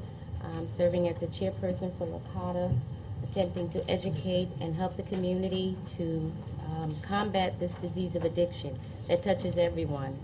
Man, woman, child, everybody has somebody in their family. Even if you won't admit it, you've got somebody in your family. And we're hoping that we can do something about that for the community of Essex County. Thank you. Good evening, freeholders. My name is Nicole Graves Watson. I currently serve as the Community Relations Specialist for the Essex County Prosecutor's Office. Nearly 20 years ago, I began my career shortly after college graduation as a caseworker with DIFAS, now known as DCP&P. And during that time, I realized that substance abuse has caused so much devastation through children and families throughout Essex County. And at that time, I didn't know if I was actually serving our children well enough, and I realized that many of our parents and guardians, they really need help with substance abuse, and our children need help with substance abuse prevention. And while I've been on the LACADA board, I've been happy enough to work with a great team of people to where we can look at different ways to help people throughout Essex County regarding substance abuse treatment and prevention. So I'm really glad to be reappointed. Thank you.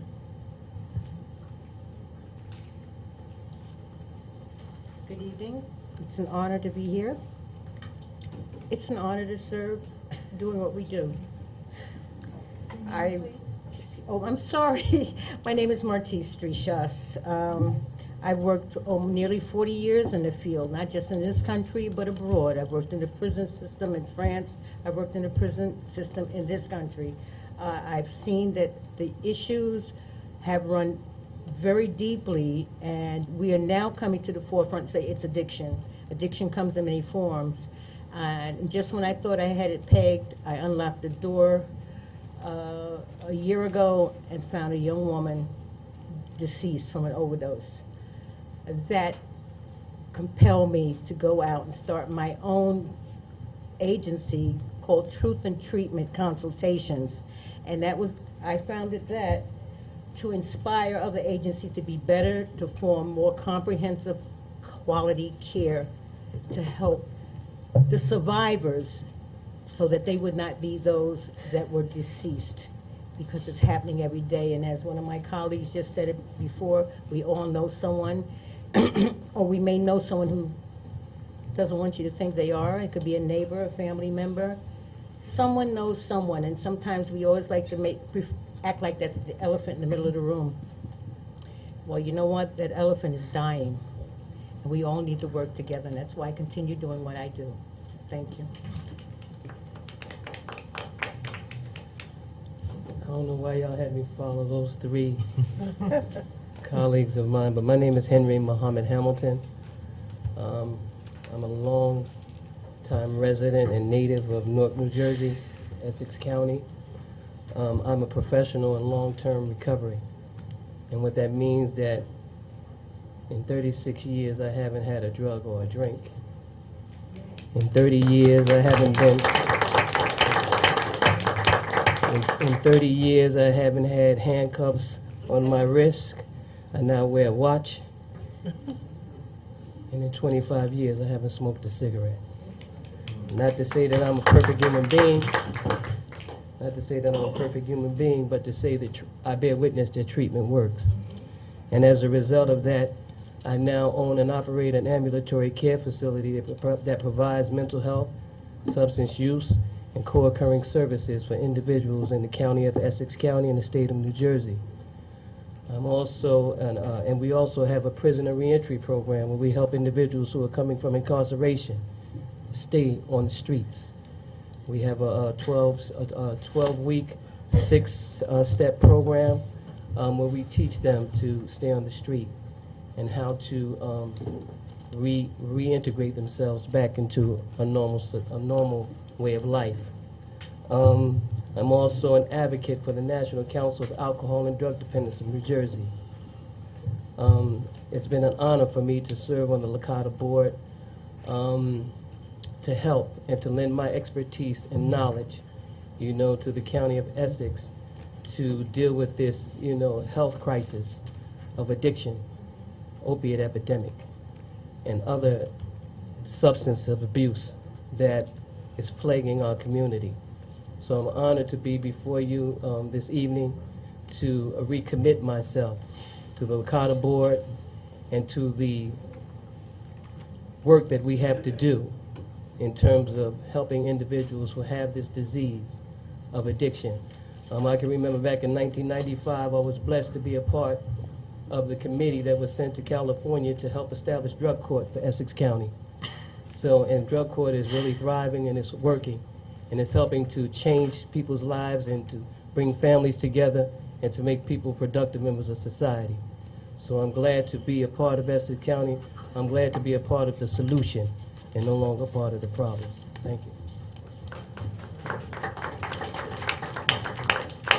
Roberto Alvarez again. I just wanted to know for the record, I'm here with Fran Del Guido, our Hospital Center Director.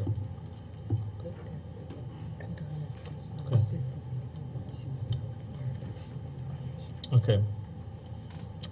So thank you, Madam Clerk. The clerk has pointed out that resolution number 6, Donna Kurtzer, is a reappointment, so was not required to be here tonight. To all the members who took the time to be here tonight, thank you. Thank you for your service to the county and for what you do. This is one of the most important committees, in my opinion, that the advisory committees that the county has. We hear from time and time again, we heard it tonight during our public comment session, and particularly about the opioid crisis that is gripping, and it is a crisis that is gripping this county and our state. And we just cannot thank you enough for taking your time to help us do what we can to try to make that difference. So thank you so much on behalf of the board for taking the time to serve. Freeholders, any comments? Vice President Richardson. I want to echo what President just said. We need you guys more than ever. In certain communities, there's been an epidemic for 50, 60 years.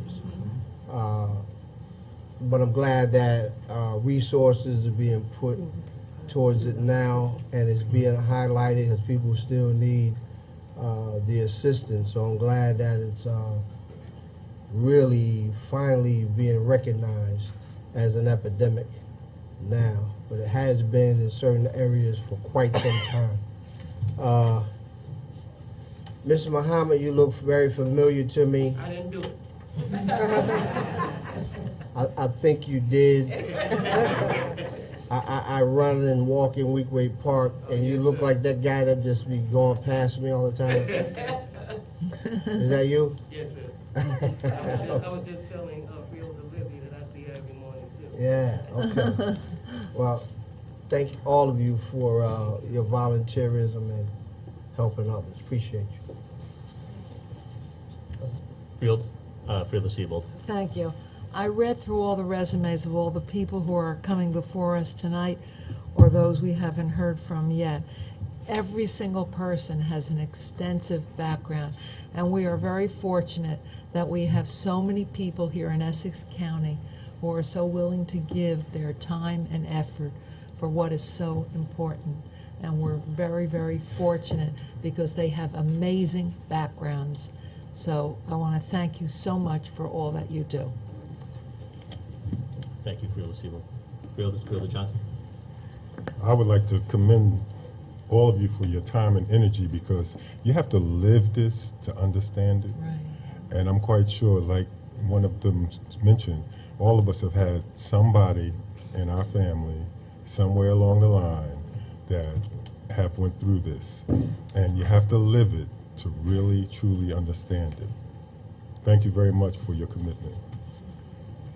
Thank you, Freeholder Johnson. Freeholders.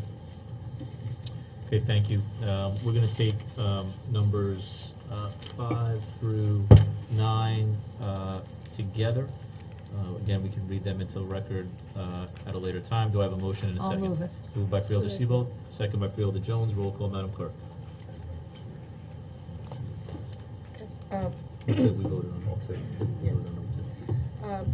Freeholder Siebold. Yes. Freeholder Vice President Richardson. Yes. Freeholder Pomares. Yes. Freeholder Luciano. Yes. Freeholder Jones. Yes. Freeholder Johnson. Yes. Freeholder Bauer absent. Freeholder President Gill. Yes. So moved. Thank you, Madam Clerk. Moving to resolution number 10. Okay, Resolution 10, advising consent nomination for the appointment of Marie Rosanna Desarme to the Essex County Commission of Aging Advisory Board.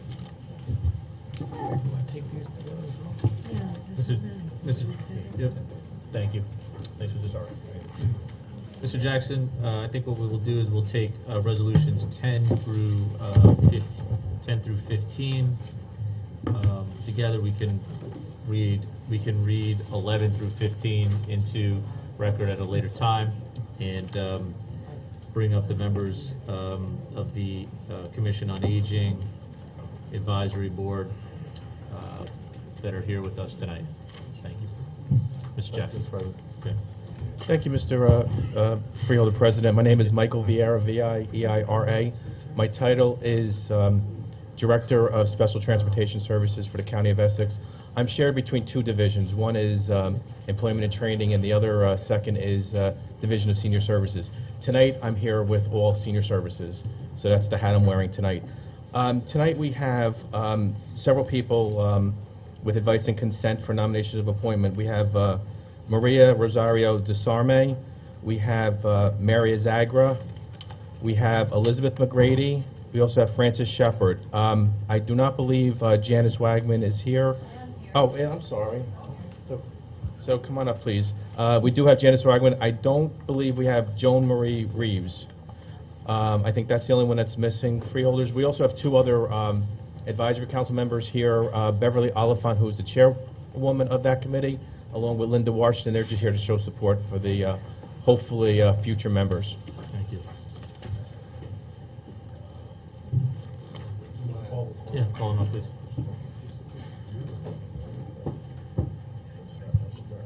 Good evening, ladies and gentlemen. My name is Mary Zagra. I want you to consider me to be on the advisory board of Essex County, and I'm going to tell you why very quickly. I was vice president of the Senior Citizen Commission for the City of Newark from Sharp James to Cory Booker. Yeah, I'm that old. But anyway, I served them, and I've served them well. I love brainstorming. I'm president of the Independence Park Monday Club. I was voted treasurer in 1994 and president in 96, and I'm still there. Either nobody wants the responsibility or nobody wants the job, but I love it. I love serving the seniors, and I will serve the Essex County as I serve my city of Newark. Please consider me. Thank you very much. Thank you.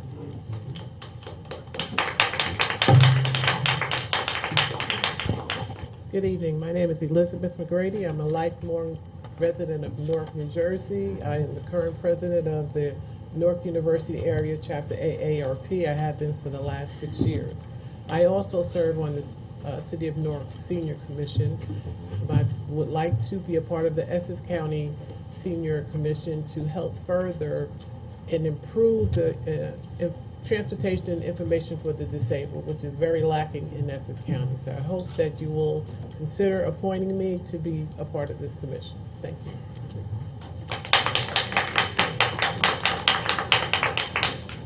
Good evening, ladies and gentlemen. My name is Frances Shepard, and I am currently an employee for the East Orange Division of Senior Services. I have been for the past 15 years. I've been a strong advocate for East Orange seniors, and if you allow me to be on the advisory board, I can be an advocate and even stronger advocate for the Essex County seniors.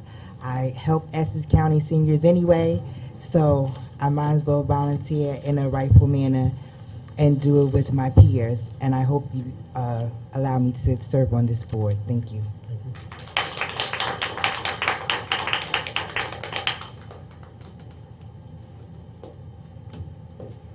Good evening. My name is Mary Rosanna Desarme, but I would like to be called Rosanna Desarme. I am a nurse. I am a Seventh-day Adventist working with seniors in my church, and then also I am a home care nurse, seeing seniors everywhere, and I see the need for it. And I'm so pleased that Miss Oliphant invite me to come to the commission, and I can work as I want to and please others. Please allow me to do the job, to help others, and then this way that I'll be happy, even I'm going to die soon, but I will help them to get better. All right? Thank you very much for having me.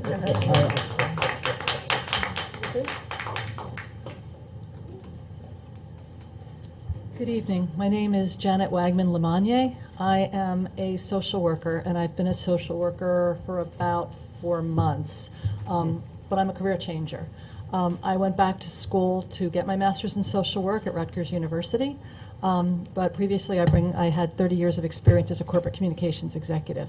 And I'm combining the two to look at public education and the ways that we need to raise issues of concerns for seniors, what's happening in aging. I had the honor, actually, of interning at the Montclair Inn, which is a boarding house for seniors, for low-income seniors, right near the beautiful downtown Church Street area. And what I learned is that New Jersey offers fantastic services for seniors, but a lot of people don't know about them. We also have a lot of medical issues that come up for seniors, things like end-of-life planning. And we need advocacy. We need to spread the word about what is available, the resources that this state offers. And so what I'd like to bring to this is both my social work experience. I'm now at St. Barnabas working in cardiac care, but I'd also like to talk about how we can get the word out to the people who need to know about what New Jersey offers and find a little bit more about what they think that they need as well. So thank you very much for your consideration. Thank you. And that's it, freeholders. If I could respectfully request number 14, Joan Marie Reeves, come to a future meeting, we would appreciate that.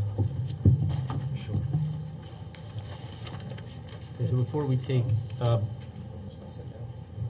Freeholders, I was asked just to interrupt you, and I No, no problem. apologize about the phone number. okay, It's a simple answer. However, I have to look into it more tomorrow. I did not realize or know that there was toll charges. What happened was 2 years ago when I first came, there was a telephone number with 10 different digits, which I couldn't even memorize. The phone number was 973-618-1280. Nobody in their right minds could memorize that. So we got there and we went and we purchased a voice-over operating, a VoIP phone number. Very easy to remember, 973-737-7200. Basically, that number actually just forwards to the 3 other phone numbers that we have existing. I'd have to check. I wasn't quite sure. I was told that there wasn't supposed to be any toll charges. What we can do in the future is, I'd still like to keep that number. It's a real easy number. We could advertise both phone numbers if we want to, but that other one with 10 different digits is very difficult to memorize. But that's the simple answer. okay. Thank you. I appreciate it, thank you. That's helpful, we'll have to come back. It's, once you do a little more, I would like just clarity whether the toll charge is there or not, so. Yes. When we can do that through you, Mr. Jackson, and come back Absolutely, on it. So let's, Freeholders, any questions or comments? Our nominees, Freeholder Siebold? Again, as I said before, the resumes are absolutely wonderful, and I think we're really lucky that we have so many people who are willing to volunteer their time. Freeholder, thank you, Freeholder Siebold. Just to the chair, thank you for being here, and of the committee, and showing support and that type of leadership, and to all the members of the committee, we wish you the best of luck. Thank you for agreeing to serve. I think you're going to get through tonight. It's going to be a close vote. But it's really, we're lucky, and it's our pleasure to have you to be a part of the county family, and to dedicate and volunteer your time to our senior citizens and to our community. So thank you. Freeholders, do I have a I'll motion? move it. We're going to vote on 10 through 13. Yes. Moved by Freeholder Siebold, and 15, thank you, Madam Clerk. So 10 through 13, number 15, which are all nominations, are for the appointment to the Essex County Commission on Aging Advisory Board. I have a mover in Freeholder Siebold, a second in Freeholder Jones. Roll call, Madam Clerk. Freeholder Bauer, absent. Freeholder Johnson. Yes. Freeholder Jones. Yes. Freeholder Luciano. Yes. Freeholder Mercado, absent. Freeholder Pomares. Yes. Freeholder Vice President Richardson. Yes. Freeholder Siebold. Yes. Freeholder President Gill. Yes, So moved. thank you. That was a close one. Congratulations. Congratulations. One order of housekeeping, we need to take, Madam Clerk, Resolution 1, 3 and 14. and 14. Move to adjourn it We to need the a- meeting of the 26th. We need a roll call vote. Yes. So do you A need a motion and we a need second. We need a motion and a second to adjourn 1, 3, and 14. 14. I'll move it, Mr. President. Moved by Freeholder Pomares, Second. second by Freeholder Johnson. Roll call, Madam Clerk. Okay, Freeholder Siebold. Yes. Freeholder Vice President Richardson. Yes. Freeholder Pomares. Yes. Freeholder Mercado, absent. Freeholder Luciano. Yes. Freeholder Jones. Yes. Freeholder Johnson. Yes. Freeholder Bauer, absent. Freeholder President Gill. Yes. So moved. Thank you, Madam Clerk. Resolution 16 has been withdrawn by the administration. Moving to Resolution 17, which we can read into a record at a later time. Mr. Jackson. Mr. President, County Council Gassion is here to explain.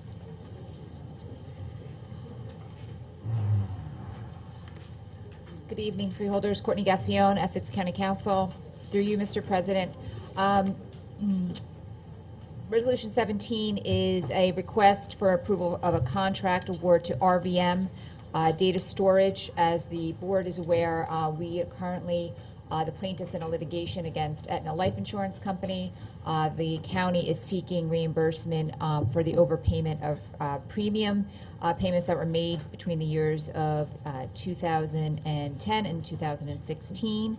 As part of that litigation, there is a need to both locate, collate, and store a significant amount of data, approximately over close to 100,000 pages of documents that are going to be needed through the discovery process and the litigation.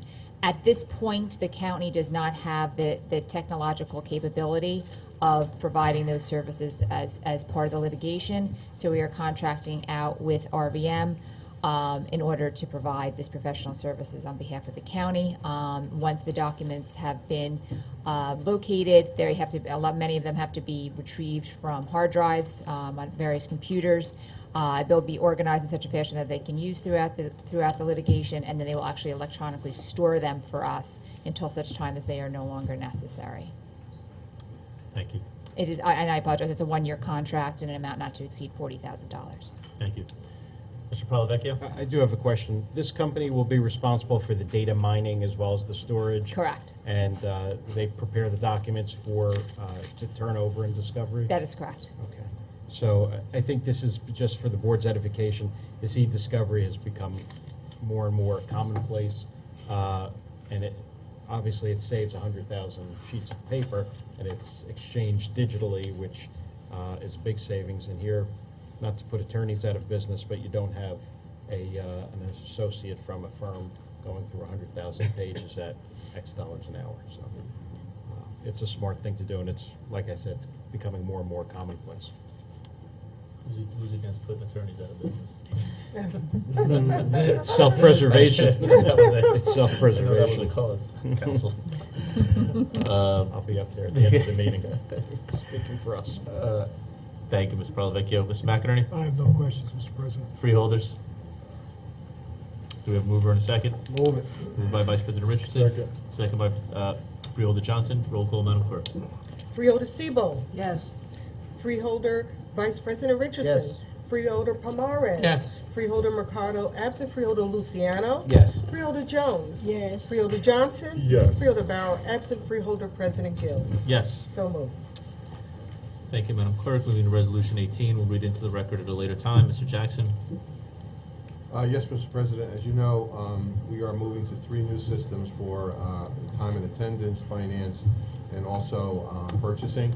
As part of that, this biometric clocks for various departments throughout the county for individuals to record their time in and out of their work facilities. And this will enable us to buy up to 400 clocks over a 24-month period as needed. And it's 80 units at about $2,400 each. Thank you, Mr. Jackson. Mr. Palavecchio? No questions. Mr. McInerney? Just what we raised at the leadership meeting, these are going to be integrated with our payroll system. That is correct. Freeholders? Do I have a mover and a second? I'll move, Mr. President. Moved by Freeholder Pomares. I'll second. Second by Freeholder Johnson. Roll call, Madam Clerk. Freeholder Bauer absent. Freeholder Johnson. Yes. Freeholder Jones. Yes. Freeholder Luciano. Yes. Freeholder Mercado absent. Freeholder Pomares. Yes. Freeholder Vice President Richardson. Yes. Freeholder Sebo. Yes. Freeholder President Gill.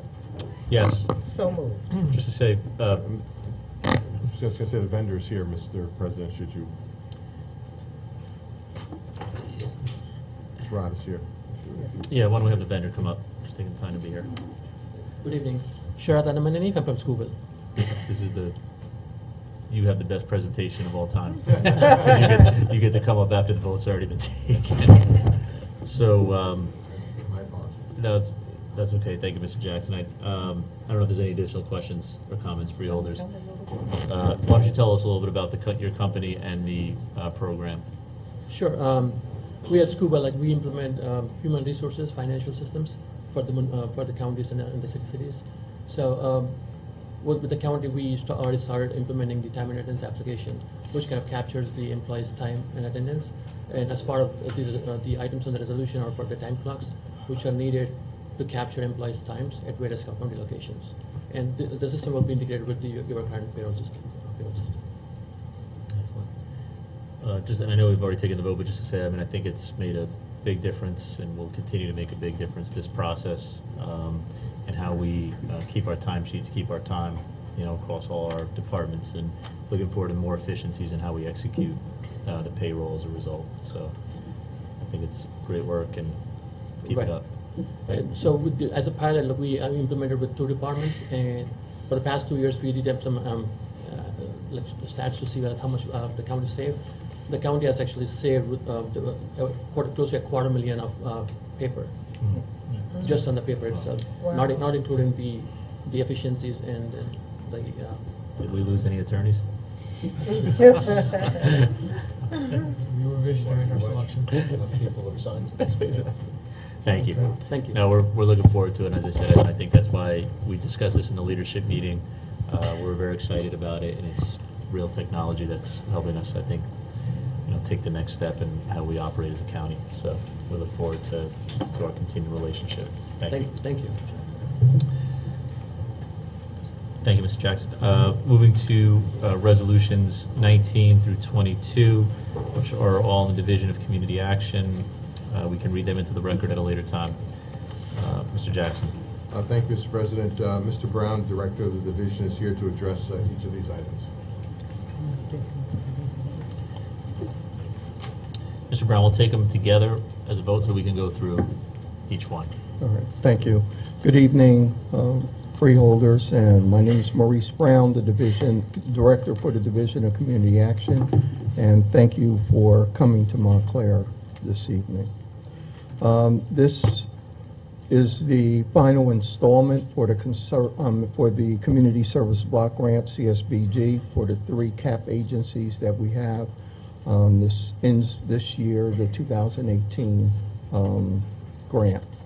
And for East Orange Community Development Corp, it's $132,600. For Irvington Neighborhood, its Improvement Corp is $127,000, and for Montclair Neighborhood Development Corp, $105,100. And these are the various programs that the 3 different agencies provide to the community: case management for emergency need, food pantry, financial literacy, education, informational referral, youth after school, and/or summer programs. Let's move to resolution 20.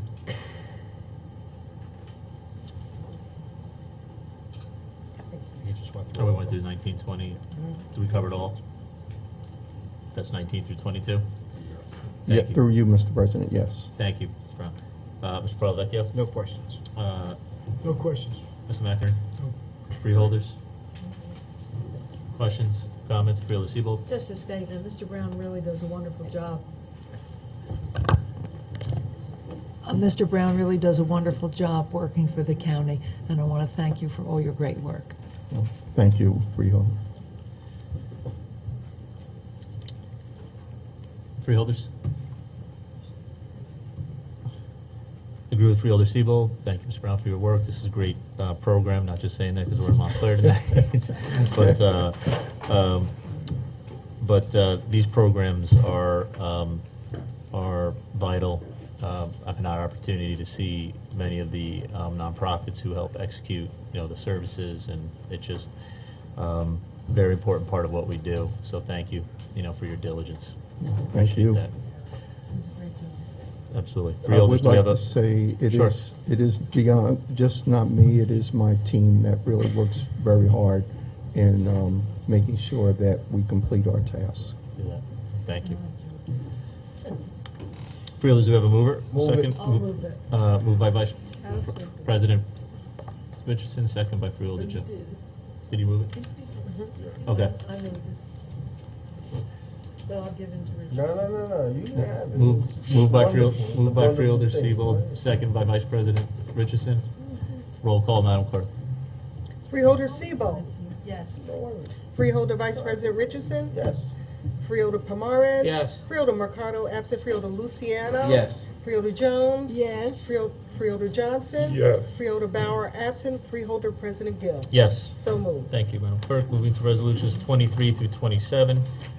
The Division of Senior Services will read it into a record at a later time. Mr. Jackson. Mr. President, Mr. Vieira is here to address each of these items for us.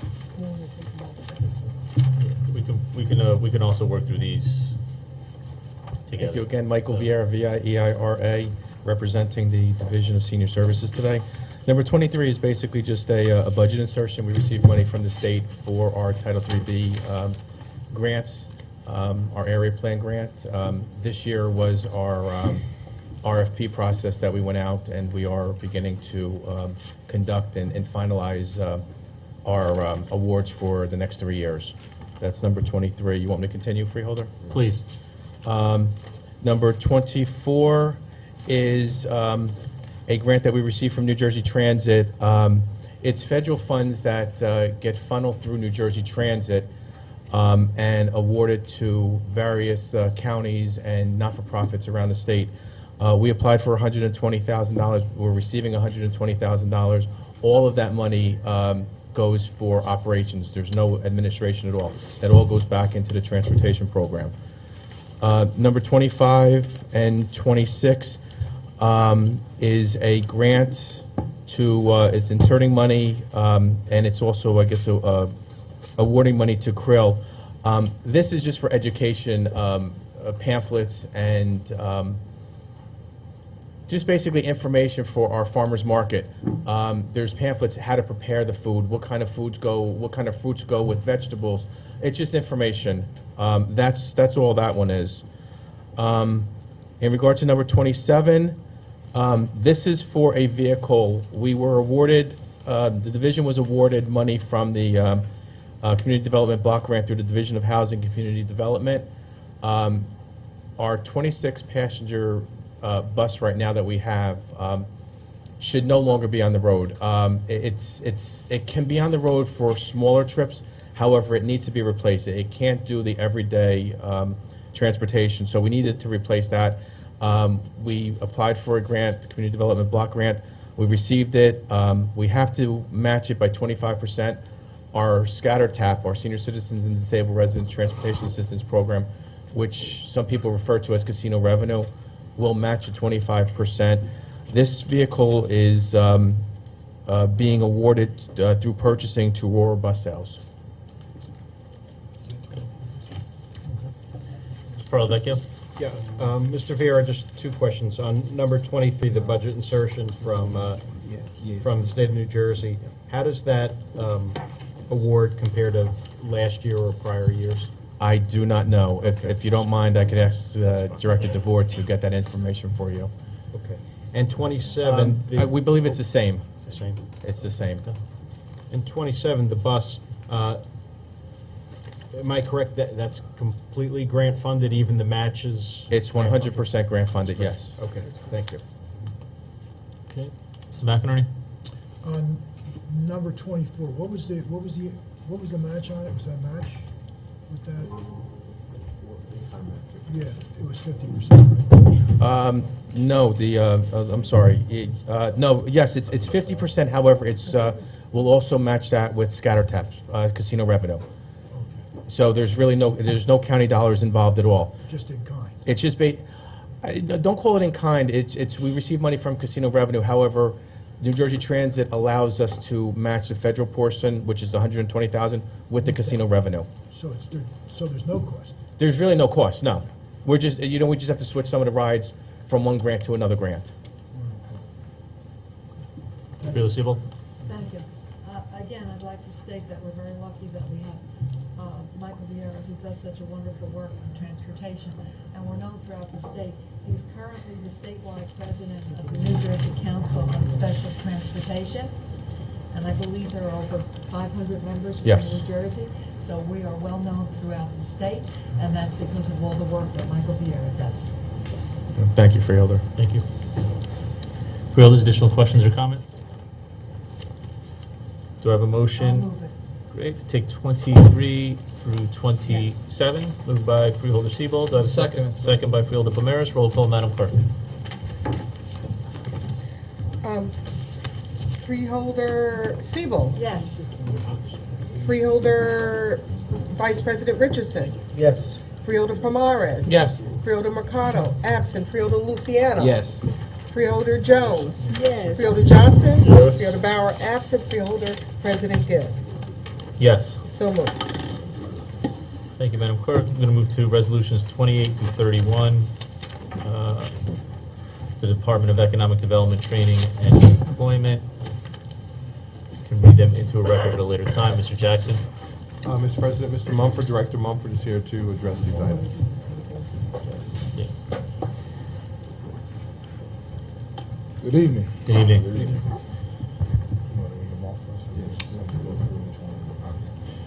The first item on agenda is, my name is Julius Monford, Acting Division Director, Essex County Division of Training and Employment. Your predecessor 2 years ago called the meeting Assemblywoman Brittany Timberlake to talk about green jobs in Essex County.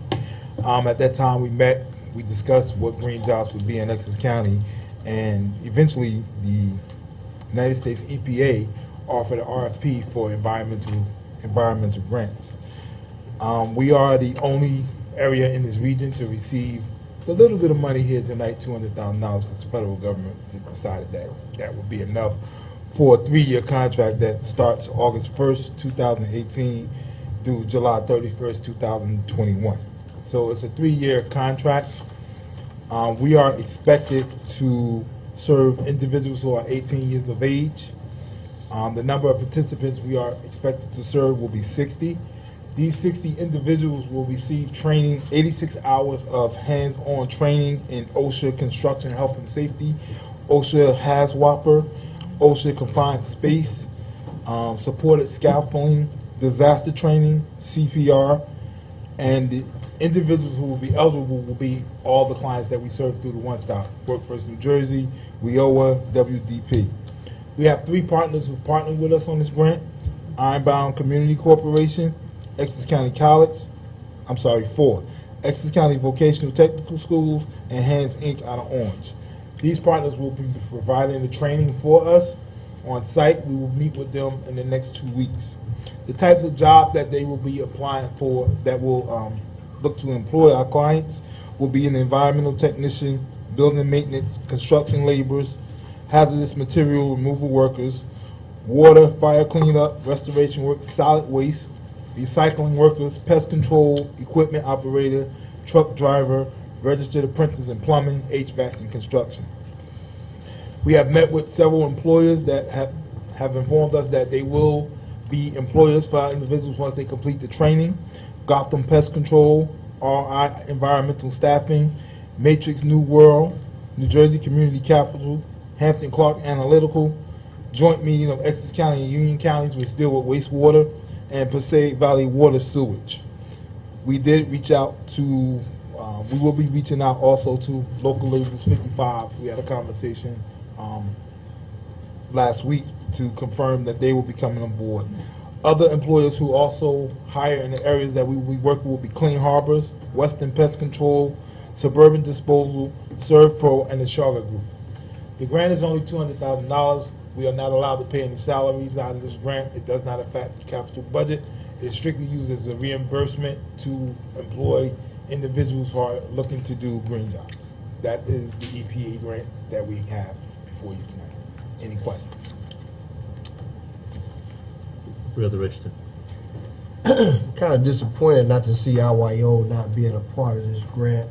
They've been doing this kind of work for many years, have quite a few individuals who graduated that program over there and have been doing cleanup and those types of things throughout the whole country. So what was the criteria in terms of picking the partners? How was the partners picked? Emails were sent out to agencies, and agencies got back to us and said that they want to be partners. But the good thing about this grant is, although the start date is August 1st, 2018, we don't actually have to start it until January 1, 2019. So any other partners that would like to be involved, we will continue to reach out to them and have them ready to go with us by January 1, 2019.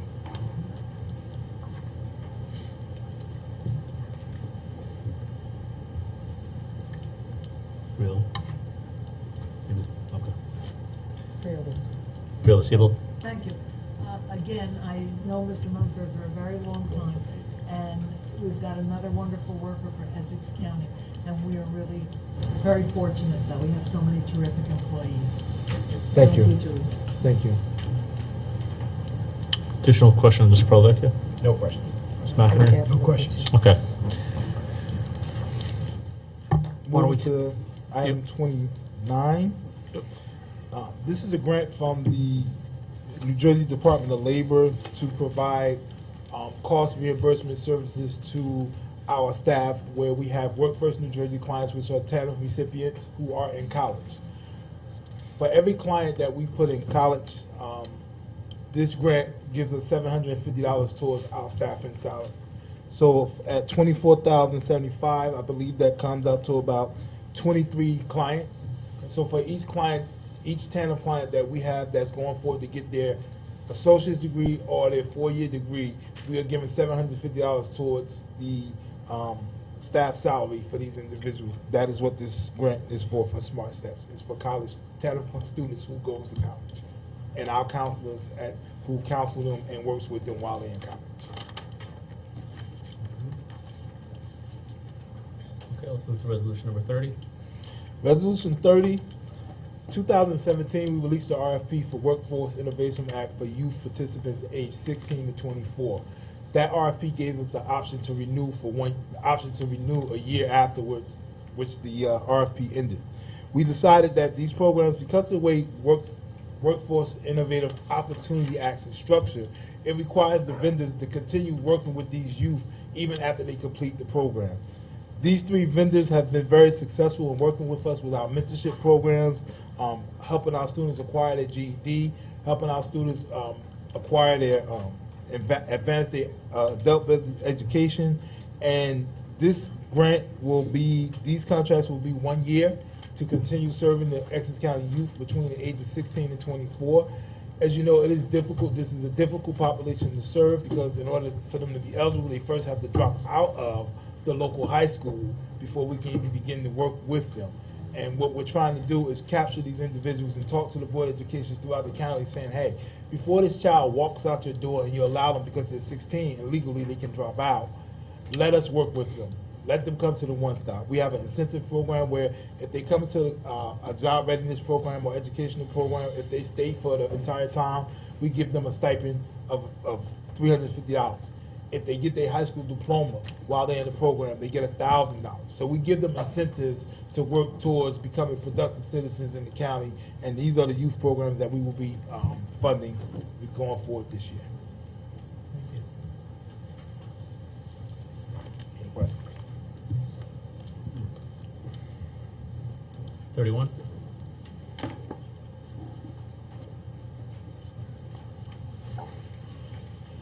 Oh. 31 is mine too, huh? 31 involves the low literacy portion for Workforce Innovation Act for adults.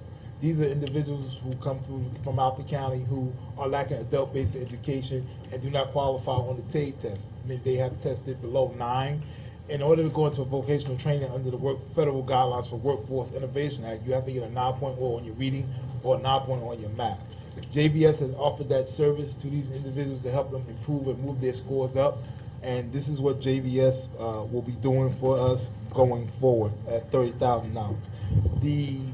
There has been a small amount of individuals that in the past, I say probably 5 years ago, we used to do contracts of about $100,000 because there were many individuals walking in the door who wasn't actually doing well on the TABE test, but we've seen that number go down. Many individuals are coming in because they were laid off during the time when we had that major layoff and changing their careers, and they had to reinvent themselves and look to do something different from what they were doing, and we found that they were coming in ready to take the test and moving forward and getting a new career. So JVS is the vendor that will be providing this service for the 2018-2019 contract period. Questions? Thank you. Mr. Parlavecchio? No questions on these. Any questions or comments? Mr. McInerney? No questions, Mr. President. Freeholders? Yes. Freeholder Johnson? Mr. Mumford, I would just like to say to you that I know that you've been doing a great job with this. I'm just surprised that you still have that acting in front of your title. Yes, still there. I think that it's about time for some movement with you because you've been doing an outstanding job. Thank you. I appreciate it. Vice President Richardson? Yeah, I want to echo what my colleague just said. I'm in total agreement too. We need to find out what we need to do to move that acting from in front of your name. Thank you. As well. You definitely deserve it. Freeholders? You didn't tell me he was going to do all these things. I'd like to go. All plans. Do you have anybody else in the audience? All right. I'll be back next month. All right. I'll be back next All month with about 20 more. We attract crowds now, so. Freeholders? I agree with my colleagues. Thank you for the work, hard, and and everything that you're doing, so appreciate that. Thank you. Thank you. Do we have a motion and a second to I'll take, move it. moved by Freeholder Seabold, second by Freeholder Johnson. We're taking resolutions number 28 through 31. Roll call, Madam Clerk. Freeholder Bauer, absent. Freeholder Johnson. Yes. Freeholder Jones. Yes. Freeholder Luciano. Yes. Freeholder Mercado, absent. Freeholder Pomares. Yes. Freeholder Vice President Richardson. Yes. Freeholder Siebel. Yes. Freeholder President Gill. Yes, So moved. thank you. Thank you. Have a good night, Phil. Good night. Moving to resolution number 32, can read it into the record at a later time. Department of Corrections, Mr. Jackson. Mr. Ortiz, Director Ortiz is here, Mr. President. Good evening, Mr. President, freeholders.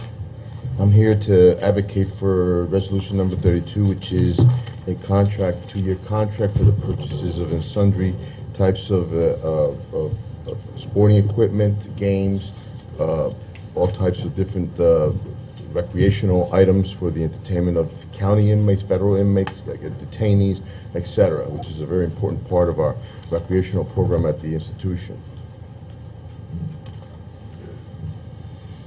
Thank you. Mr. Parlavecchio? This was a low bid contract, and it's for 2 years. Very good. Mr. McInerney? No questions. Freeholders? Have a mover and a second? I'll move, Mr. President. Moved by Freeholder Pomares, Second.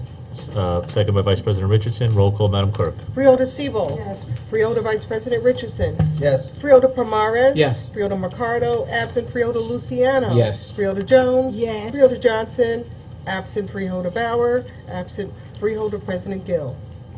Yes. So moved. Thank you, Madam Thank you. Clerk. Thank you.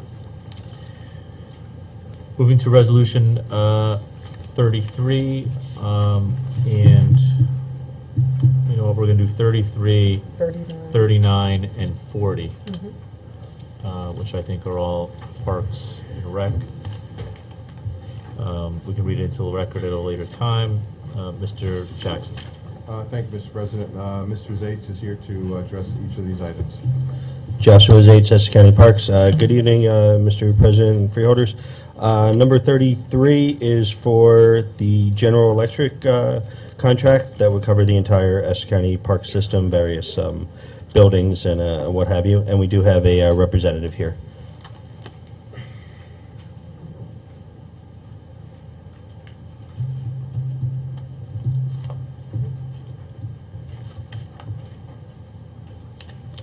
Good evening, both freeholders. My name is Dimitri Vinokurov, and I'm representing Oxford Electrical Contractors, Inc. Tell us a little about your company and the contract. Sure. The contract, as mentioned, is for the Essex County Parks, and it's a 2-year contract. Like I said, my name is Dimitri Vinokurov. I'm the project manager. I'm also a licensed electrician. I'm actually a second licensed electrician in our company. The owner is also a licensed electrician and has a background in electrical engineering. He's been doing work since 1993 in the United States and in another country previous to that. Oxford Electrical Contractors, Inc. was incorporated in January 2007. Today we specialize in electrical installation and maintenance for industrial clients and a few public works projects. We have had the Essex County Building and Grounds, electrical, maintenance, and installation from 2012 to 2015 and from 2017, and we're holding it now. And we also are holding the Union County from 2017 to now. We have 4 employees, no employees from Essex County. We are a non-union shop and we pay prevailing wages. What we're going to be doing for the Essex County parks is electrical installation and maintenance, low and medium voltage, data communication, pretty much anything relating to electrical installation and maintenance. Mr. Parlavecchio? No questions. Mr. McInerney? No questions. Freeholders, any questions on resolution number 33? Move in a second. Moved by Freeholder Jones. Second. Second by Freeholder Johnson. Roll call, Madam Clerk. Freeholder Sebo. Yes. Freeholder Vice President Richardson. Yes. Freeholder Pomares. Yes. Freeholder Mercado, absent. Freeholder Luciano. Yes. Freeholder Jones. Yes. Freeholder Johnson. Yes. Freeholder Bauer, absent. Freeholder President Gill. Yes. So moved. Thank you, Madam Clerk. Moving to resolution 39. Joshua Zates, Essex County Parks. Number 39 is to provide some additional 3-month contract extension for Envirocon for HVAC maintenance and repair services. This contract is for the various air conditioning and heating repairs throughout the park system. We're going to be bidding, or we're in the process of rebidding for this contract, and this extension will take us through that bidding process. Just to give the board a little background or a little information on the new bid that's going to be out. The reason we're requesting an extension on this bid is because this bid was from 2014, and at the time we included all parks facilities, including the zoo. With the new bid that's going to be advertised on Tuesday, we split it. We're going to have the park system as one bid and the zoo as a separate bid. And by doing this, we don't anticipate we'd have to come back to the board in the future for a contract extension for these services. Thank you, Ms. Parlavecchio. No questions. Ms. McInerney? No questions. Freeholders, questions? Have a mover in a second. Oh, I got a question for him. Sure. Freeholder Johnson. On the Vailsburg Park, I've been seeing work been kind of slow there. Can you tell me what's going on with that? Through you, Mr. President, are you referring to the playground, the building? The building and the playground, yeah. I would have to get back to you on that. Just we'd have to check with Public Works, which we'll reach out to. I'm not 100% sure what the status is over there. Because it's been fenced off for quite some time. Yeah, I am. We are aware that it's been going, but it can certainly be going quicker. Okay. Freeholder, additional questions or comments on 39? Have a mover in a second. I'll move it. Moved by Freeholder Sebo. Have a second. I'll second it. Second by Freeholder Luciano. Roll call, Madam Clerk. Freeholder Bauer, absent. Freeholder Johnson. Yes. Freeholder Jones. Yes. Freeholder Luciano. Yes. Freeholder Mercado, absent. Freeholder Pomares. Yes. Freeholder Vice President Richardson. Yes. Freeholder Sebo. Yes. Freeholder President Gill. Yes. So moved. Thank you, Madam Clerk. We're going to take resolution number 40. Through you, Mr. President, number 40 is a contract extension with USC Direct for our point of sale system throughout the park system. This is for any revenue facility within Essex County Park, such as the zoo, the arena, environmental center, permits, what have you. Similar to the previous one, we are going to be going out to bid for a new POS system, and this will bridge the gap while we do that. Similar to what I said about the HVAC, for this POS system, we combine golf with the entire park system, and with the new bid, we're going to separate out golf. So golf will be one bid, and then the rest of the park system will be another bid. Great. Mr. Parlavecchio. No question. Mr. McInerney. No questions. Freeholders. Questions or comments? Mover in a second? I'll move it. Move. President, if I may add, Sure. just, parenthetically, we may be coming back for a second extension on this one, depending on timing of the advertisement and so forth. I just want to put you on notice that we're not Okay. crazy, we just may have to come back.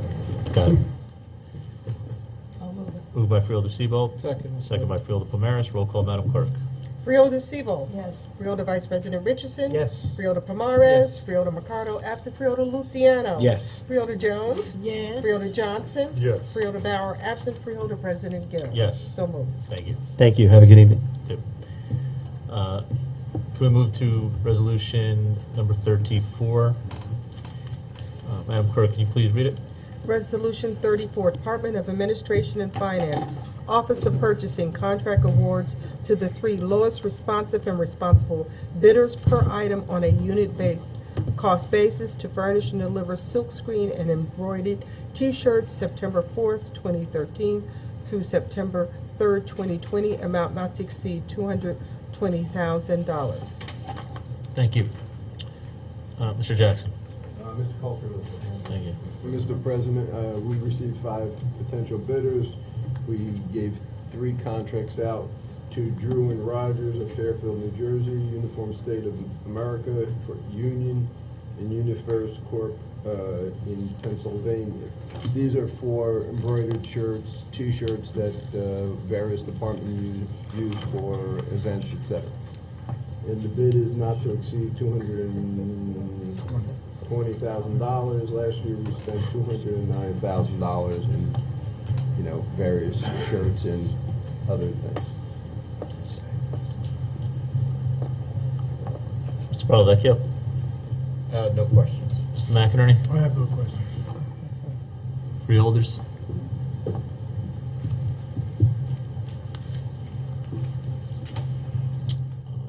Through you, Mr. Jackson, the location of the vendor, The first one is in Fairfield. Fairfield. Yes, Drew and Rogers. The other one is in Union, and the other company is in Crandon, PA. Right. So, and we discussed this in the leadership meeting, and just to say that this is, in my opinion, one of those contracts that kind of jumps out at you in terms of being able to find folks in Essex County to be able to perform it. So, embroidered T-shirts. Again, we just challenge the administration. I think, and I understand some of the challenges, but this one is a tough one for me personally. To see this money go out the door and not be spent on an Essex County business. Freeholders, any additional questions or comments? I agree with you. I definitely agree with you because I think we have enough vendors in Essex County that we could accommodate this order. I agree. Vice President Richardson. Through you, Mr. President, we had this conversation, like you said, in leadership, and one of the things that was discussed is how do we, as a county, do a better job of ensuring that local vendors in Newark and in Essex County really get that information, get signed up with small business, with the portal and those kinds of things. So we need to really put our heads together and figure that piece out. Okay. Additional comments or questions, Freeholders? Mr. Jackson. Mr. President, if I may, we aptly remember that conversation and take it to heart. Just by point of reference, the last contract, which was September 4th, 2016 to September 3rd, 2018, there were 6 vendors who participated in that one, only one of which is from Essex County, Drew and Rogers, which is the same one that got some additional work this time. There were 2 other people from Essex County who bid. One did not have the lowest price on any item, and the other one, unfortunately, we had to reject because they had a fatal flaw in their bid. we certainly take it to heart to get it out there, to get the word out there more. Mr. Coulter is working hard to get people on the portal so they'll get notified when these go out. And also, Mr. O'Paraki is working to get additional notification out to vendors, but point taken. Okay, thank you. Freeholders? We'll move over in a second. I'll move it. Moved by Freeholder Sebo, second by Freeholder Jones. Roll call, Madam Clerk. Freeholder Sebo. Yes.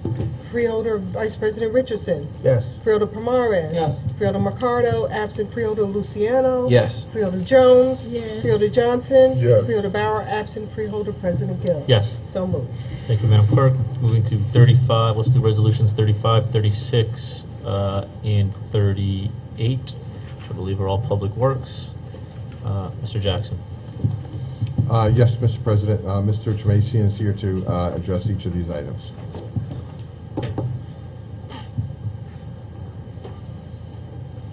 AKA Henry. Henry Chemesian, Department of Public Works. Item number 35 is a grant from the State of New Jersey Department of Transportation for minor repair, bridge reconstruction in the amount of $1,317,670,000. Item number 36.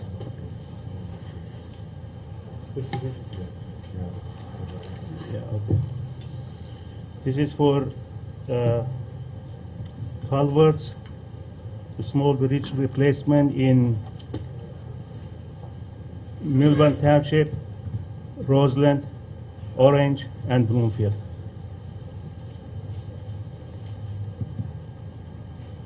Sorry, I'm confused about You could, I was confused. 35 or 30? 35. 35. Okay. 36.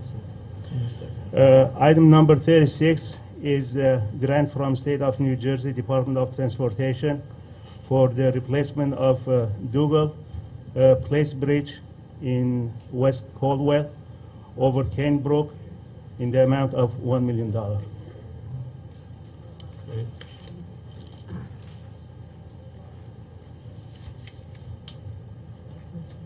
38. Yeah. Item number 38 is a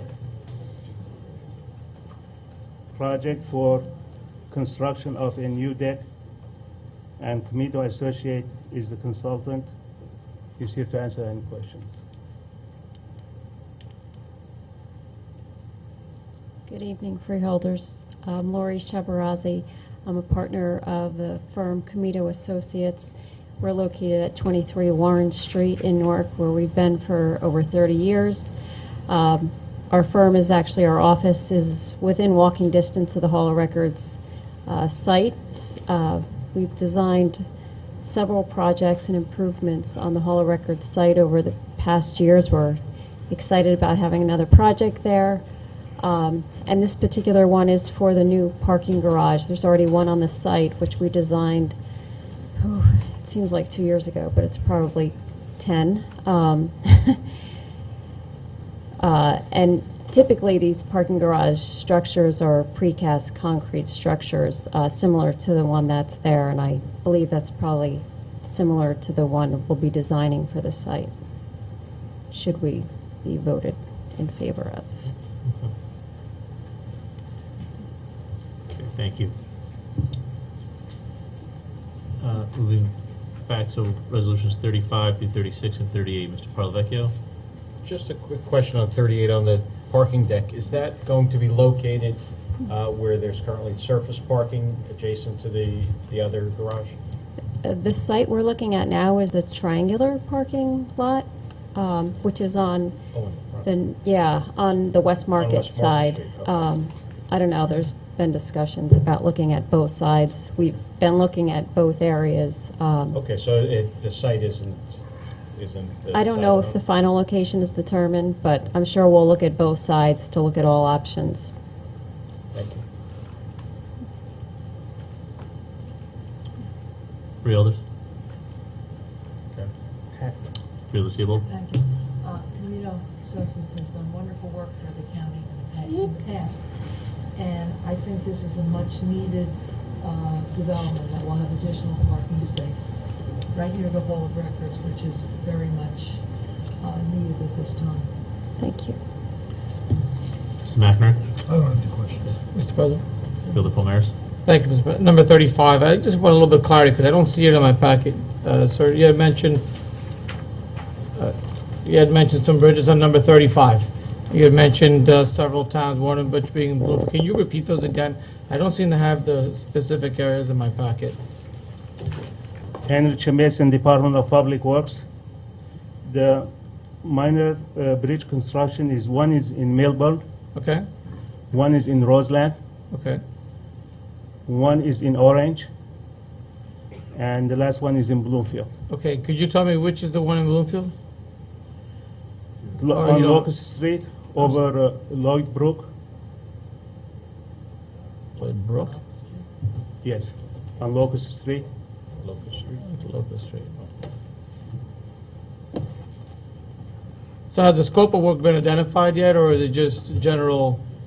It is just general Right now. repair, scope of work. Okay. Okay, thank you. You're welcome.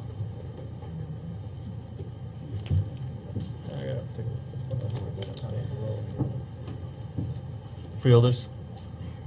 35, 36, 38. I'll move it.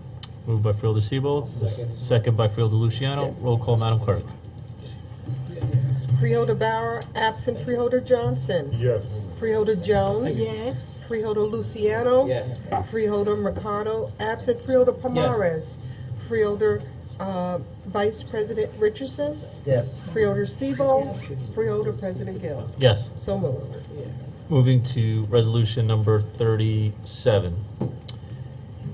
Madam Clerk. Resolution 37, Office of the Sheriff, contract award to Frank Truck Center, the lowest responsive and responsible bidder to provide one new 2018-2019 Chevrolet Tahoe LTZ truck or equivalent model with rear bucket seating, amount not to exceed $56,736. Thank you, sir. Okay. Mr. Jackson. Mr. President, Julius Coltree, Deputy County Administrator. The sheriff had gone out to bid for a new Chevrolet Tahoe. We had 5 bidders, 3 were rejected, and Frank's Truck Center was the winner, and winner Ford was in excess of $69,000. This is to add to the aging fleet of the Sheriff's Department.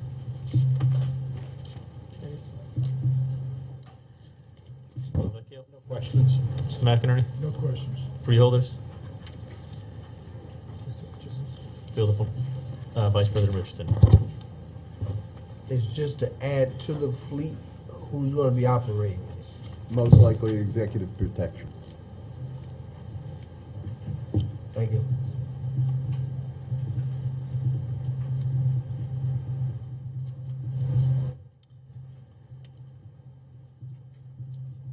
Freeholders.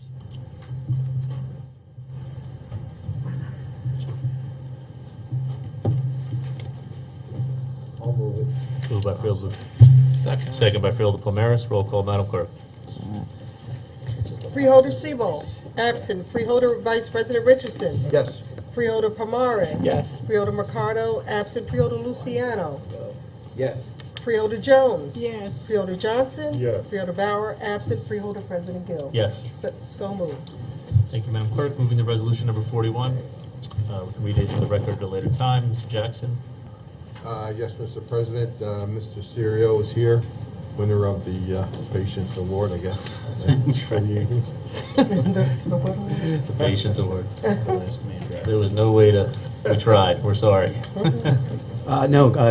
Thank you, George Serio, Division Director, Division of Housing and Community Development. Thank you to the board and to the administration for allowing this request to be heard tonight. This is for the Emergency Solutions Grant. It's an extension of an existing subrecipient agreement with the YMCA of Newark and vicinity. It is for rapid rehousing dollars. The existing agreement is for $91,006. The agency has asked to extend that to the end of September and to shift a portion of that budget from rapid rehousing to homeless prevention.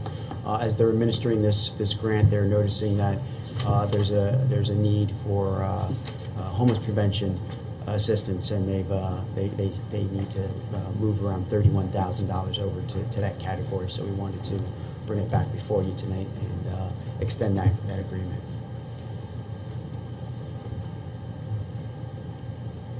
Thank you. Mr. Barldecchio? No questions. Mr. McInerney? Is this a contract that we have with them, or is it funded?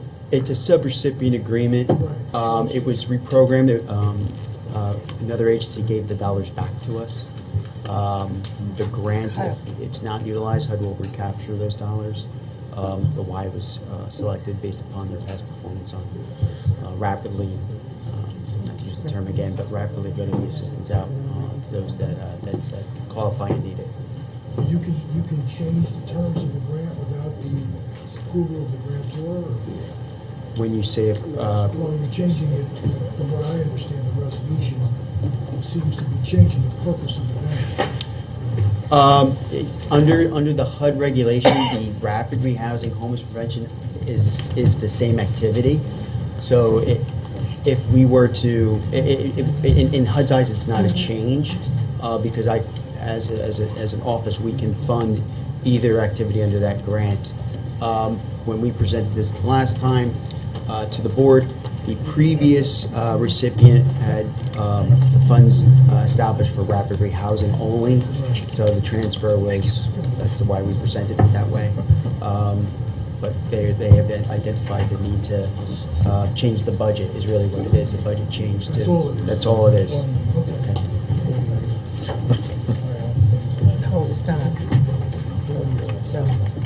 Additional questions, freeholders?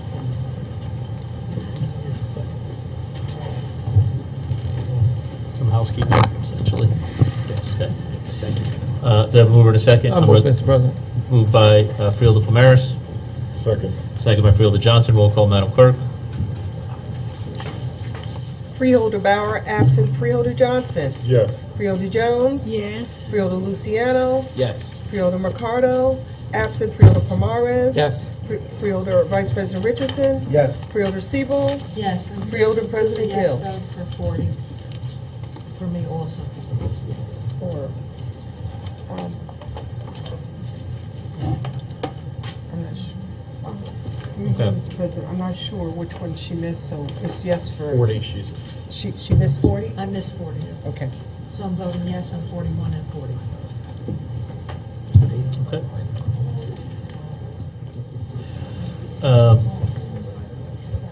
We done? 41? Are we done with the roll call for 41? Yeah. I don't think you I got it. You called. You didn't call me. Okay. President Gill? Yes. Got distracted, so moved. Okay, thank you. Moving to resolutions 42 through 52, which are accommodations. Read them into record at a later time. We'll move her in a second. Move it. Moved by Vice President Richardson, second by Freeholder Jones. Roll call, Madam Clerk. Freeholder Siebel. Yes. Freeholder Vice President Richardson. Yes. Freeholder Palmares. Yes. Freeholder Mercado, absent. Freeholder Luciano. Yes. Freeholder Jones. Yes. Freeholder Johnson. Yes. Freeholder Bauer, absent. Freeholder President Gill. Yes. So moved. Thank you, Madam Clerk. Report of board committees, legislative reports, unfinished business, new business, public comment. Okay. Seeing and hearing none. Freeholder comment session. Just very quickly for freeholder comment session, again, want to thank the township for opening up their council chambers tonight to us. Secondly, Madam Clerk, due to the, want to make sure that we distribute the arrangements, if they haven't been, for Mr. Wally Choice to the board